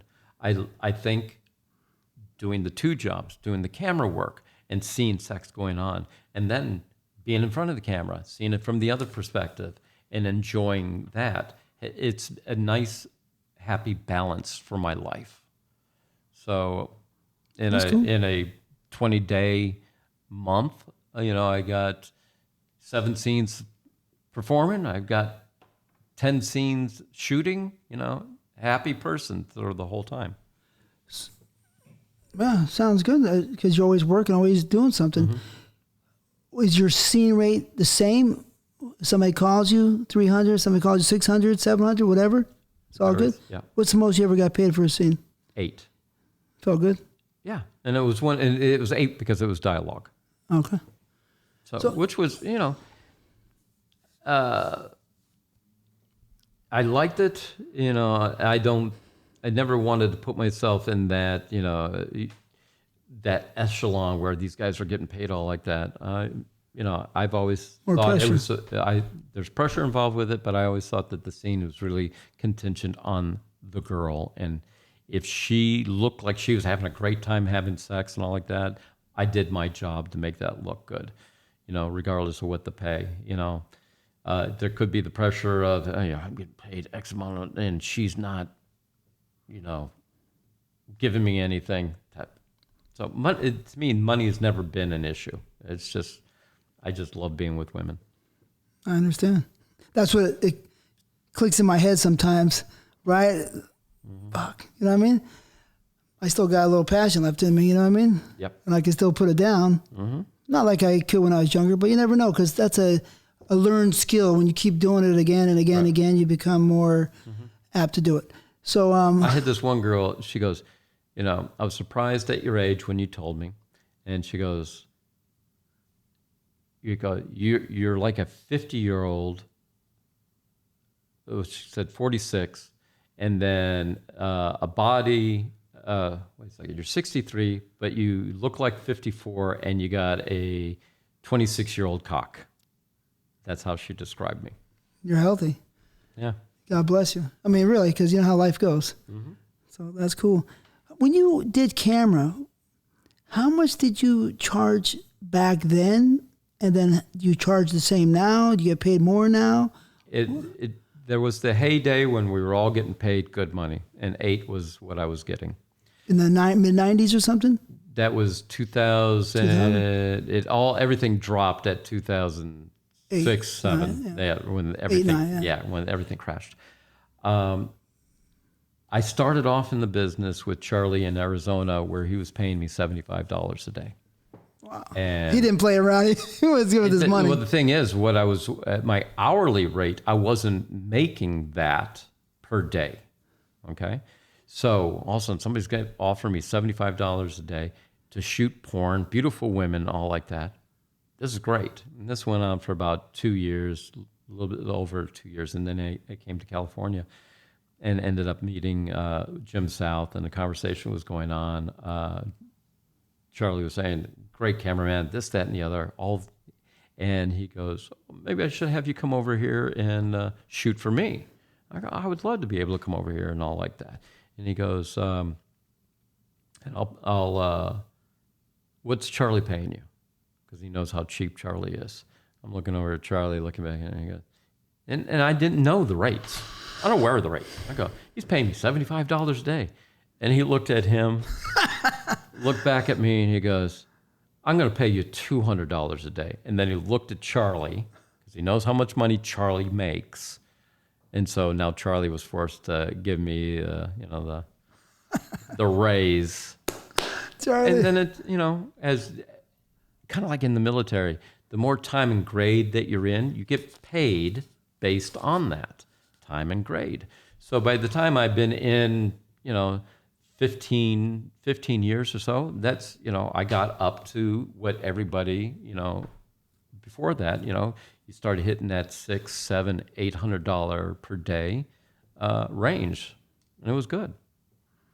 But I never, unlike talent right now, where everybody's a flat rate. The girl's coming in brand new off the bus, you're getting $1,000 a day. She hasn't earned any of it, just because she has a face and a potential, And then you've got the other ones who have been around longer, so they're getting 15, 18, 25, whatever. You've been there long enough that you can demand it. But somebody that's brand new, I've always thought that scale was skewed. Crew was the same way. You're going to come in, this is your rate for this is what we're offering, which was pretty standard. It was just the cameraman's rates that varied, just like directors' rates varied. Not all directors got paid the same money. But what was the average director's rate, do you think? I think the average director would probably be about that $1,000 to $1,200 per movie. In the 90s? The 80s, 90s? Yeah. Or let's call it a day rate. They would get the 12. So if we're on pre-production included? I wouldn't be aware of that. Typically, a lot of those people had PMs that were on there. And so the PM would be getting paid roughly $200 to $250 per day. And in pre-production, they would probably get paid a half of that. So they get $125 for pre-production. And then once production started, they would go on that. And that's what my wife was getting paid. She was doing pre-production for a few companies so that they would pay her like that. But the directors, whatever their rate was, which was usually roughly about that for whatever the duration of the show was. So you were getting paid $75, which is fine because he found you. Mm-hmm. Finders keepers, you know what I mean? Exactly. And as whatever. So then you went up to 800, right? And then now it's per scene and whatever is different, kind of. It's totally different now. Yeah. And a day rate though, what would a day rate be? We got out of doing features when crew got paid a day rate. And this is where I had said something earlier when I was hitting that 23 hours being on set.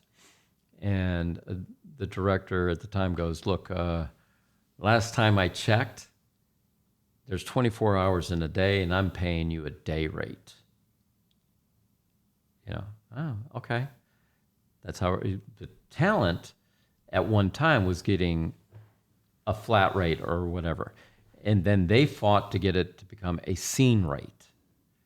Crew had to stay with their day rate. Talent, so if you ended up doing 2 scenes in one day, you just didn't work for the day. You got paid for those 2 scenes, so your rate doubled if you did 2 scenes. Crew kind of said, okay, you know, we understand that it's all driven by them, but we're the ones here who are helping making the magic. Let's fight to keep our hours to a day is 12 hours. No, we ain't gonna do that. Okay, a day is 15 hours then, and anything over 15. And let everybody know, some of these porno shoots, especially back in the day, went long. Where an average day was 15-hour days. And you hear people on the street, you know, oh, fuck, I just pulled a 12-hour shift. I'm doing, you know, 3 12-hour days this week and blah, blah. And we're going, by that time, we've just started eating dinner and we still have 2 more scenes to shoot that, you know. How many times did we see Jay shooting till 1, 2, 3? Shanahan. And All the time. I know I was missing my dates with my girlfriend, and she's pissed on a Friday night looking pretty, saying, guess what? Oh, yeah. I'm going to go out. And she didn't have to go far between every guy was chasing her down the street. You know what I mean? But, right, so that means you guys would get there about 7 or 8 to the set Typically, studio? our call times were 8 o'clock 8 calls. o'clock. So it was 1, 2, 16 hours, 17 hours. Yeah. And then you got to wrap up and shit too, yeah. So you must be tired sometimes. Oh, there's times there actually was a couple of times, and this was even before cell phones.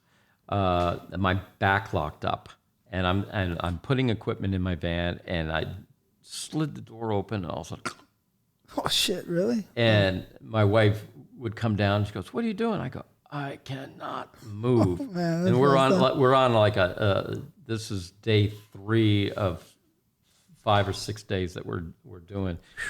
Chiropractor was across the street. We got a hold of the director, told him I was going to be late. My back's locked up. He helped me get it, medicine. Finally got to the point where I was able to work, and yeah.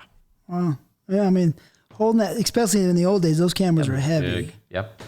About this big. Probably weighed 40 pounds or something. What do you think, 30 pounds? No, they were 40 to 45, depending on what brick you put at the back or what lens you had on the front. They were heavy. Yeah. Do you like shooting camera better, or do you like performing better? It's hard to say because I'm such a visual person, and I love the art of something. I like seeing that I can, create something not totally different, but just make it flow in such a way where the scene is really hot, and it's hot because how the performers are and what I was able to do with the camera, whether it's lighting, camera work, or whatever. I love it. It's a challenge each and every time. But if you want to, on the sheer pleasure of something, yeah, performing is a lot better. Yeah, I was thinking, locking up or... Yeah, beautiful girl, on her knees, your dick's going in her mouth, she's looking up with, yeah, what can be better than that, But you're right. There's more to life than just busting a nut. Yeah. There's substance that can fulfill you, right? When creating something is substance. Yeah, absolutely. I understand. Yeah, I whatever I do it the best that I can, regardless who I'm working for. And just because I heard this guy's a dick to work for, I'm not going to treat him any less than I do somebody that I really respect and what they are able to do. I do my job the best I can. Yeah. What is your favorite decade? It is the 80s for all that I witnessed, being new into it and stuff like that. Meeting my wife in the 90s and the early 2000s didn't really, it was okay. The mid 2000s sucked for everybody. And now I really like it now. Now I'm a little more, just where I think things are going in the way they should have. Just a side note, I have done some mainstream work 5 years ago, and I'm still getting a check from them, residuals, because it keeps repeating and playing. And you know, whether it's a $13 check, who cares? It was 4 years ago, or I've seen an $800 check from that same thing I did 4 years ago. To where we are right now, we got people who are producing their own content. What does that mean? It's theirs. The money that comes in is theirs for as long as it runs. What does that sound like? People who distributed, who, you know, something that you shot can still be selling today if you did it 20 years ago. They own it. They get it. You know, you got paid that one time. If anything is going to happen or come out of this COVID thing, I think that people have found that they are able to make money without having to work for somebody. They now become their own boss. They become more serious about what it is they're doing because they are seeing the fruit of their labor that they're putting into it. Wow. So I don't have to go work for you, and you're going to pay me $1,000, and I'm never going to see anything out of it. Or I could do that exact same scene and know that I'm going to make a lot more during the duration of it. I'd rather be producing for myself. But if you really, really want me, I'll do this. Instead of let's say you're going to offer me $1,000, how about I do it for $500 and then a percentage? Your bottom line goes down, does it not? Yeah. And over time, you're going to be being paid for it. I'll take a point, maybe 2, for my scene. Now, this person now will, as long as you stay true to your agreement, like the show I did 4 years ago, they're constantly sending me a check every quarter. I could see things going that way. And we always thought about it, you know, how come we can't be like mainstream? Or we're not, we're porn. Mainstream people, they make residuals on every show they're on. We're porn. So. Yeah. That's a two-way street. You know what I mean? Because I've been on both sides, right? And the purity of performing, right? When I was just performing, the purity. I started producing fairly early, owning my own content. I kept it pretty quiet. But by 96, I started owning my own content. Not distributing, but owning, you know what I mean? You lose a little bit, you know, this is a different day right now, because we're talking about the day when performing, you know, in the movies and all that, right? It's a little different time from what I believe, right? You lose a little bit of the beauty of performing, I did at least, because you have something else on your mind. Right. You're in another place doing this and that, when the pure beauty of performing with nothing else on your mind was all I cared about. Yeah. What you're saying, you know, about everybody getting part of the pie, it makes sense, right? I understand. But I guess today's a different time. Distributing was difficult, very difficult. You want no part of distribution. Correct. You know, if you were a talent, or a lot of people tried. Right. I made it. It was difficult. It took a lot out of you, a lot away from you. Oh, yes. You know, I've heard those stories too. That. Yeah. But now the platform of distribution seems possibly easier. Is it true, you think? I would think so. Right, because it's just fans only pretty much is the main source in a couple other ways. Yeah, you have your other types of stores that you're selling to. The fans go to wherever you are promoting or saying that you have stuff about you on it, yes. So it's got to be much easier than the war of distributing to 200 stores. Correct. The competition between company versus the other company. Yeah, no, I got these new, you know, yeah, it's totally different. And they are trying to fuck you too. Yeah, so everybody, it's a war. Yeah. I dealt with. But anyway. Which books are you looking at and all like that? How many? Yeah. Everything all the way around. So it does makes sense. And it's a different time. So basically what you're telling me right now is a great time to be a performer? I think so. And now this time, unlike any of the other times, there is more leverage now as a performer.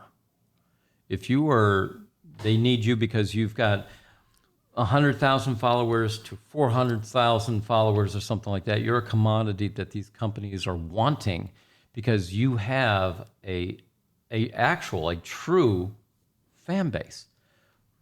Back in the early days, you only had fans that you were told about, unless you happened to be at a show where all of a sudden people see you and they go, "Oh, there's TTBoy." Okay, so that was 5 guys that saw you. Okay, right. So you got 5 fans because you physically know them, or whatever happens while you're out in general public. Other than that, you were only told how good you were based on the reviews of movies and stuff like that, or just a word of mouth in our own industry. But outside of that, you knew nothing. Kind of, yeah. Okay? Pretty much, yeah. Compared to what you know now. Compared to what you know now. There's a girl who's got 400,000 followers. There's another girl who's got 1 million followers. There are people who want to know more about you. So it's there. These aren't fictitious. Yeah, granted, could there be one guy who's sitting there signing up as 5 different people just because, whatever? There's the possibility. Unlikely. But now you have more leverage now as a performer because people can see exactly what you are, or what value you have. That, as well as whatever traffic is being driven by your scenes, they now can see those stats and go, "We need to have more of her because look at her numbers."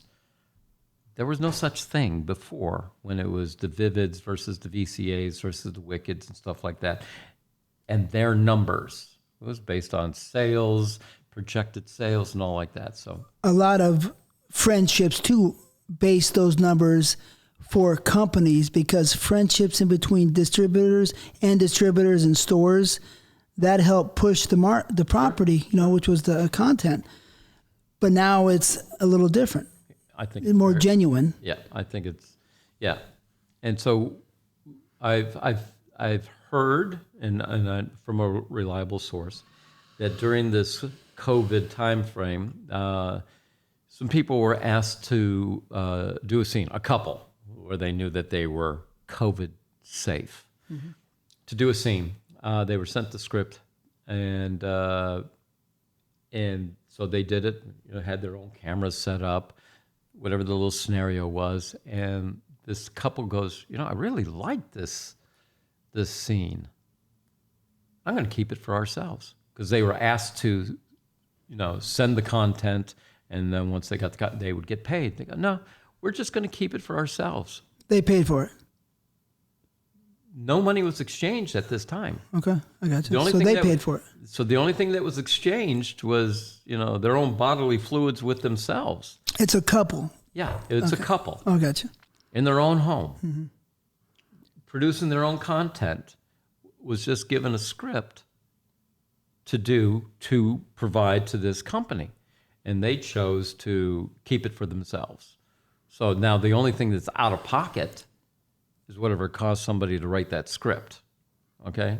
Because they didn't advance monies and stuff like that. So you can see that somebody was saying, already leveraging their power the way today is. Oh wow, okay, so you're going to keep that script. We'll just have to find another group who's willing to do the same thing, and hopefully they're going to give us the content so we can pay you, so we can update our site. So it's real. So now I'm thinking that, because there are people who are saying, why do I need to work for you? I had one girl who drove up in a brand new Bentley.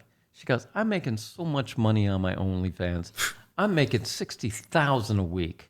A week? Wow. Do you think Who's the girl? Big boob, blonde, big bubble. It'll come to my mind. I had only shot her the one time. $60,000 a week. Yeah. And she goes, do you really think I need this $1,500 that they're paying me? Yeah. I'm just doing it because they asked, and two, okay, it updates my face, out there, but I really don't need it. Incredible. So that's really incredible. So it's $240 a month, you're saying? Yeah. I mean, that's $3 million a year. So I'm thinking the same thing. This is bullshit. This is just somebody talking out their ass. I started my OnlyFans at the beginning of this COVID. Mm-hmm. And I'm not going to give you a number, but for a 63-year-old guy who just opened up his OnlyFans, it's helped me out through this thing. I'm surprised at the numbers. I'll even show you the numbers. Would you say you're making the same you were making before COVID? Almost. Or more? Almost. So which is averaged out to 5-6 days a week you're working? Yeah. Pretty much. Yeah. I'm sitting there going, damn. Okay, so, and you look at her followers, she's got, 400,000 followers and stuff like that. And if each Joe is paying $5 a month for her thing, do the math on that. I heard stories of some guys not wanting to work anymore. Actors. Okay. Right? That's because now they do their OnlyFans. They're doing their OnlyFans. Which is a lot easier because you don't have the pressure. Yeah. So that means... You just find, hey, you want to do a scene for our OnlyFans? It's either they do a content trade, so they both get 50% of it, or just they share it equally. Or you would go and you do, okay, we'll do one scene for me, and then we'll do another scene that's exclusively for you. And so that's what's going on right now. So is it probable that the actors are becoming their own producers, right? And so now the companies that want to shoot content don't have enough actors to shoot because they're kind of becoming the good actors now, so I'll do my own stuff, make my own money. That's where I think it's going. So their other monies are being raised up to try and get to seduce the performer, more male performers to come and work? Yeah. Or female performers. Or female. Yeah, female. So you're not going to take the offer of, let's say, it's $1,500 for you. I'll talk strictly girls. $1,500 for you to come do the scene. Because you can make the same money doing the same scene in your own content, doing it in your own home, having somebody come over, whatever. So what's it going to take? These guys could sit there and go, okay, I'll do it for $5. I can't pay you $5. I don't need your work. So, you see where I'm saying? They have leverage that they never had before. Wow, it's crazy, huh? Yeah, so that's interesting. So I'm thinking that the smart play would be for these companies to go, okay, how about let's agree. I'll pay you this and pay you a percentage. I want first right of release. Okay, how long is that release? You give me 6 months. And then after 6 months, you could go with it because they're looking at it at such a turnover. Somebody, even though they'll release it or do whatever on the company side, but these fans of this person, they're always getting new fans. And those new fans will always go back to day one scene of however long ago that was. Unlike the company, the chances of somebody going back to whatever person's scene where they got 50 titles to look at, they're not going to go so deep back type of a deal. So, but there is that possibility. Of course, they're going to get a number. Somebody goes back to the scene that was shot with this person in 2017. That number clicks up. There's a pay, money that was brought in by that viewer. And so I got to send 1 point over to this person, because it did play. Very much like my residual I get for my little 15 minutes on the show 4 years ago. So are you going to quit working for other people, or are you going to keep it all together, moving? Honestly, what does happen with me right now is other than Jim South was my agent for a while, and then I went over to ATM LA. I just decided I don't need the agency. People know me enough. Yeah. So there's 40 years. Come on. There's not a lot of over 50 or over 60 males that are out there. So if they're needing an older guy, they know who they can go to. Okay. I've had the same telephone number for the last 20 years, so it's not like, you know. But I don't get that many calls. This last 2 months, I've gotten 4 calls to do things, so it is happening. But most of it has just been, you know, content. So I'm creating my own. And so, you know, my clip stores, my OnlyFans is bringing revenue in that normally would not have had. And you feel good about that. Yeah. Look like you have, yeah. I mean, it makes sense. I'm happy. Yeah. After all these years. Exactly. Yeah. I mean, I would probably feel the same way after all these years. I guess since I did different things, I don't care about any content that I did as an actor, you know, for other people. It's like, thank you for giving me the job. I appreciate it. Exactly. Hallelujah, you know? Yes, exactly. You know what I mean? Just don't put my head on somebody else's head, you know what I mean? But, you know, but the COVID, so you're telling me about the COVID, kind of. Mm-hmm. What other effects has it had on the business, in your opinion? Really just the fact that the work that I was doing pre-COVID, I was shooting between 15 to 18 days a month shooting, and I was happy. And that is full day rates or just shooting a scene or whatever? That's my day rate that I was getting. And which is 600, 800? It was 500 times 15 is 7,500 or 8,000, whatever. Yeah, so I was happy at that. Great crew, we're doing good stuff, enjoyed doing the work, and then all of a sudden it stopped. So, yeah, it's pretty heavy, right? Yeah. It's pretty heavy. I understand. Everybody's got bills and they've got payments and deadlines and due dates, all that shit. Yeah, so it's scary. So it was a little scary. Yeah, faces to feed every day. Yeah. You got kids. Yep. Yeah, right. This whole thing is something. What do you think about this whole COVID situation? How do you really deeply inside your spirit and mind feel about it? Up until football started, I was thinking, I'm walking around with a mask. I'm going into stores. It's not that big of a deal for me. You know, do I miss going to some restaurants? I was never really a big restaurant. You know, got a family. You know, you do it for special occasions, but most of the time you're just eating at home. So that really never affected me.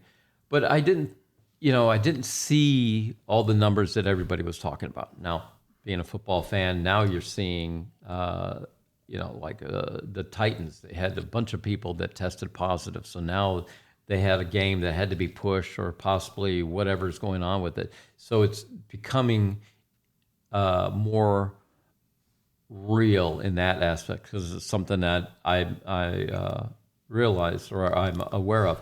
But as far as talent goes, I have not heard, I have heard that one person tested positive for COVID. Other than that, because we're all, you know, when you're performing, they need a 24-hour test. So you go in the day before or 48 hours, and there you are there. So because there's a little more of a reality to it based on my football experience or what just recently happened here with the whole thing with President Trump and that whole group that just got it. And they were all tested, and whether they're tested or they're in an open area but not wearing a mask, it'll get you regardless. But it's not, I don't believe it's the death sentence that we all thought it was early on. It is unfortunate for those who have underlying situations that they're the most at risk. So yeah, we can't discredit the death that's happened. Oh, I know. Right, but you know it's I'm not a doctor, but I hear you. No, yeah. And just the way the hospitals are treating it, it's no longer being dealt with the way it was in the early days of it. They have procedures and protocols in the hospital right now, which are a lot more laxed than what we're trying to do here in the adult. Mm-hmm. You know, the people who are working in hospitals are not getting tested every day as we are being asked to do. So that's the part that I'm not understanding, because I could go, you want me to work for you tomorrow, so I go to today early enough to get the test in. Then I go home and go do what I normally do, and then I come on to your set. Okay? Anything could have happened while I was out in any of the places that I went to. It's not like what we were thinking about, oh, you're going to test, we got to see if you come clean. If you come clean, you have to stay here in this house. You can't walk out of this house. Right. You know, no, we're not quarantined. We're not quarantined. We're not being put in a bubble to protect all those people, which that's what they were talking about before is, okay, we're thinking about getting a house. We're putting everybody in the house. We'll start at, you show up at 5 o'clock at night. We'll test you at 5. The test will come back at 8 o'clock in the morning. And if everybody is clean, then you'll shoot from 8 till the following day, whenever you can get everything done. Then you can leave a day, come back, do the whole procedure. We're then in a bubble, okay? But it's not like that. So you kind of wonder. It's hard to know exactly how to treat it. Right. It's like a child, right? I mean, we have the flu, and there's a lot of people who die from the flu. And we get our flu shots every year. The older the person is, the more at risk they are, type of a deal. But there's still those numbers that die from just that. And the same thing goes with car accidents, drunk driving, and all like that. Right. It's unfortunate that people die because of certain things. But hopefully they'll have it. I'm probably agreeing exactly with what you're saying right now. Mm-hmm. I'm just not saying it. Yeah. A lot of times, well, not a lot of times, but during your time, have you been given any special gifts, from a girl or, from working? You know how gifts are given? People always want to know about the gifts that they give. That when you go... The only company that really did anything to appreciate the work that you did for them, of all the companies that I worked for, would only be Wicked. Wicked liked creating swag and all like that, but when they would go out of their way to make you something that's specifically for you, you kind of look at it, wow, that was nice that you did it, and I appreciate it. Yeah. Feels good wearing it and all like that, but not... That was a rarity that happened. But I meant other gifts. The gifts, STD gifts. Oh, we're talking that gift. Twice. That's Twice? the only thing I've ever, twice throughout all these years. And that was it. That's cool. Yeah. Take those 2 pills or those 3 pills over and then come back in 5 days. No. Yeah, I mean, you didn't create it anyways. No, I didn't. What are the tests these days? I mean, what are the specifications for testing? Well, it's your standard package or panel that you have to take, which is, the gonorrhea, the chlamydia, the HIV. They're also doing the tests for herpes, and if you've had any of that. Now they're adding the COVID to it. Now the COVID is part of your package. When you go, your initial, it's like a $1.90 depending on which place you go to, and then when you're just doing the COVID test itself, while you're still within your 14-day period of time, it's either 35 or 45 depending on where you're going. So you're doing that however many times you're performing during that 14-day period of time. Expensive. Yeah. But there are companies who are covering that cost. So if you're not doing it for a company and you're doing it because you're doing it for your own content, yeah, it becomes costly. Yeah. So they'll cover the whole test? No. The company? Just the COVID? Just COVID. Okay. What is your stage name anyways? J. Crew. J. Crew? All right. And I do that because, one, it's easier for people to remember J. And the second is because I come from the crew side of it. So I always say, I'm going to represent the crew while I'm fucking this girl, because when we're shooting and stuff like that, we're going, what what the fuck is this guy's problem? He can't get hard. That's what I want to hear. What do the crew say? The crew says that, and it's like, really? I'm standing here doing this or doing this, and he's wussing out. He's wussing out. The crew's talking shit. Talk shit all the time, and so when I jumped out in front, I'm repping you guys on this, but I go out there and just put it to it and stuff like that, and you see, that's how it's done. So that's why I used the last name Crew was for respect of the people that I work with. I remember some of the crew wishing I would fail. I remember, and some wishing I got beat up. It was like, oh, you got beat up. And I said, no, that wasn't me. It was some crazy shit. I beat up one or two crew people. But speaking of the crew and the talent, what is different now than it was before is we all looked at each other as being family. Because a lot of times you're on the same sets, several times a month and all like that. And then when we would have our little holiday breaks or something like that, we all wish each other a happy holiday, see you, either at the show or whatever. Mm. And when you saw each other, it's, hey, how's it going? Big hugs and stuff like that. So what's going on? Did that happen or this happen? Oh, you had a baby, whatever. We all cared about that. That's how we were in the 80s and 90s and stuff like that. So it felt like a big dysfunctional family. Even for me, going on the set and seeing you guys, come on, it's like family. I felt comfortable. It's good. Seeing you, Jay, even JD, all the actors, Mark. Yeah. Well, Mark, Al, John Doe, sometimes. Yeah. A lot of people work together a lot of times, so it felt, And then when you didn't, it was like, dude, how's it going? It's like that. It's not that way anymore. We don't have that same type of family-esque type of deal. And which is unfortunate about the group of people that are here now. They don't have what we had. I mean, because there was companies, and the companies had an image, and in that company people were part of, and all like that. Now it's very individualized, so you don't have the competition between different companies. So it's not that same atmosphere that we have. And with that is that there's no history that's going to be remembered from this group because they have nothing to look back on. And a lot of them probably don't really care to know anything about the past. I hear that. Like, I heard stories that they don't know a John Leslie. They might not even know a John Holmes. No, they don't. They don't know a TTBoy either. No. Right? And you're like... Exactly.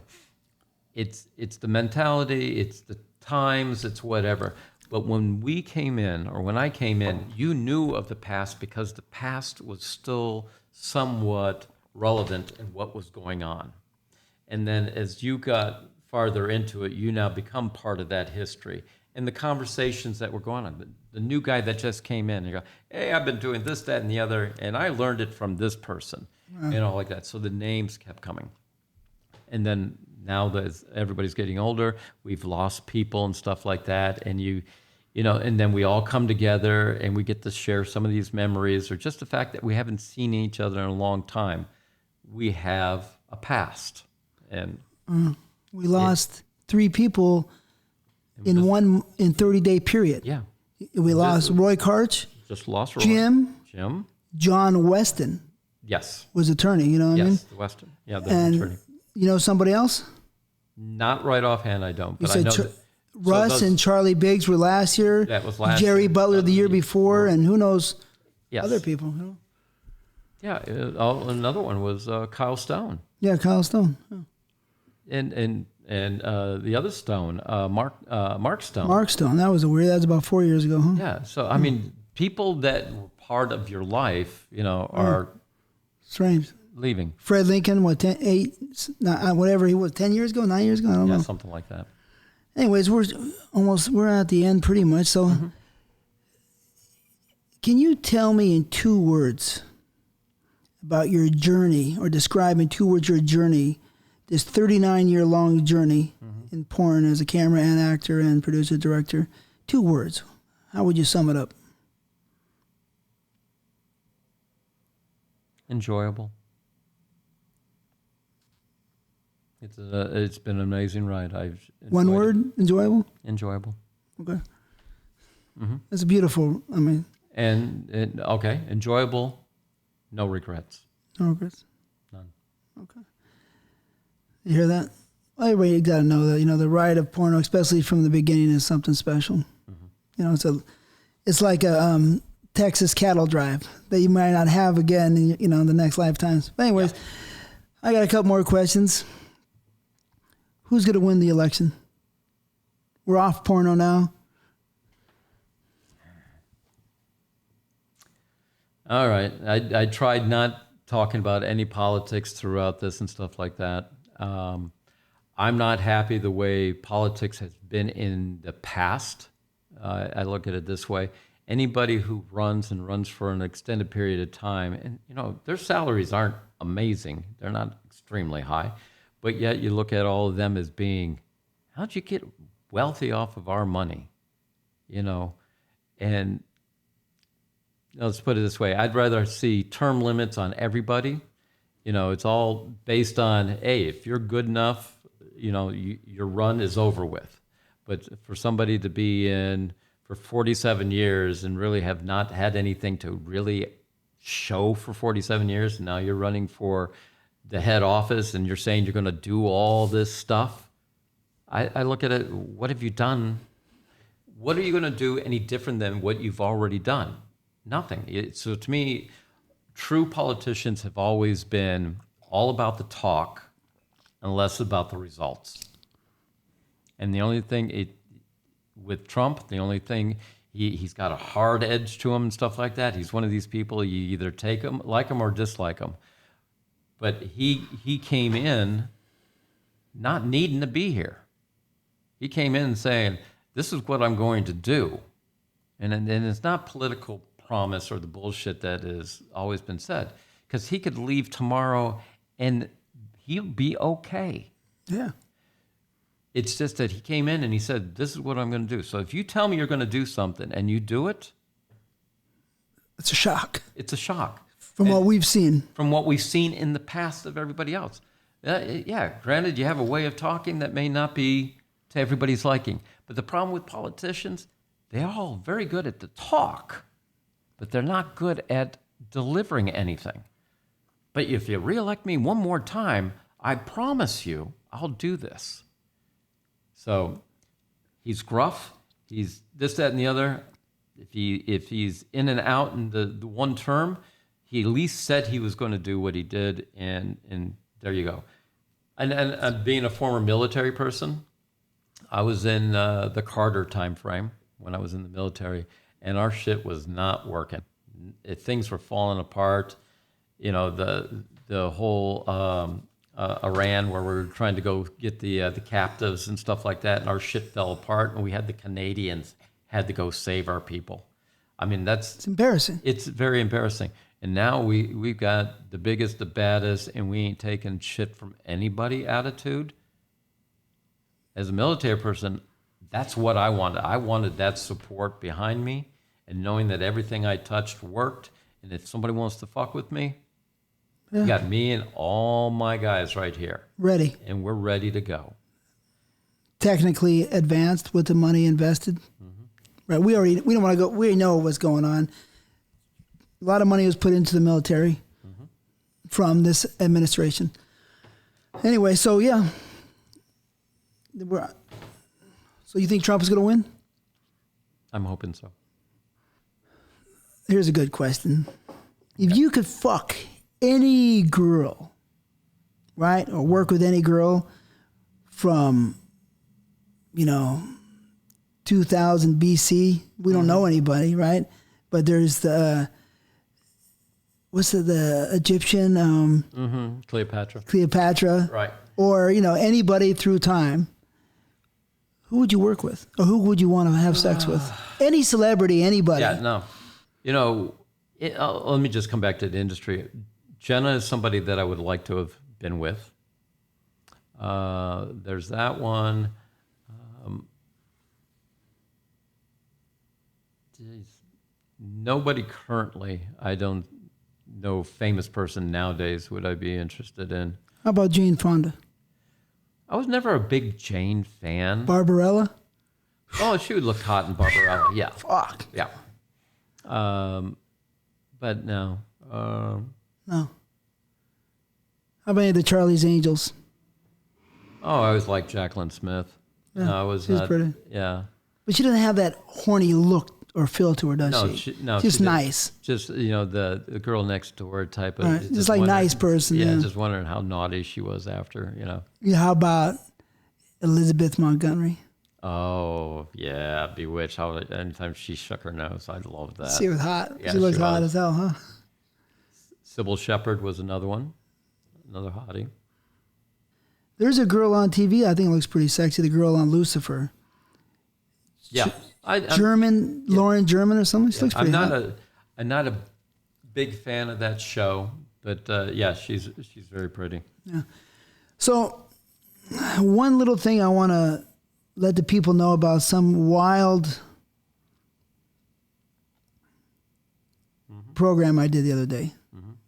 It's crazy. I want you to try it. Okay. Right? And this is not a solicitation for anybody because I don't even know the people. But I did it the other day. Right? Nacho told me about it. It's wild. Right? It's called New Calm. Right? Okay. And it's supposed to regenerate your brain and get you rest in a short amount of time. Okay. So they have different programs, right? You go to any place, there's cryotherapy. Sometimes they have this, so you lay down, put the mask over your head, put your earphones on, right? And they put something on your wrist. It's like a biorhythm connection to your body with this music. Right. Everything's dark. And I got to let you know, I did this 3 days ago, and I'm still feeling some wild spiritual kind of connection. It's really fucking mind-blowing, really. It's almost spooky, really. Yeah. And I'm not fucking around. I just want to let some people know shit is trippy. And it's, New Calm, Nucalm. You got to go to some place that has it, whoever. Right. Okay. But they have, the one I did was the Rescue. Then they have Quick Nap and some other ones, different programs. This one I did was for 40 minutes. It was crazy, man. That was You got to check it out, man. It was mind-blowing. It was weird. So strange, and it stayed with me for at least 2 or 3 days. Wow. So it's like something I never, it's almost like when I was with Nacho, we did the toad, we smoked the toad. You heard about the toad? Mm-mm. Right, it's not a hallucinogenic, it's more of a spiritual thing, but it's kind of put you in a whole other world for 10 minutes, right? And it's almost like that, except for that you're not, what you're doing, because you're just resting. So if you get a chance, check it out. But this is the TTBoy TV, and thank you so much, Jake, for coming down. No problem. I appreciate it. Spending all this time, and you got 4 hours, pretty much. And, and I thank you again for being so kind to me. My first day. You really helped me out because that was a hard day for me, And that's it, man. Thanks a million. I appreciate it. All the best to you and your family. To you and to yours. Thank you. TTBoy out.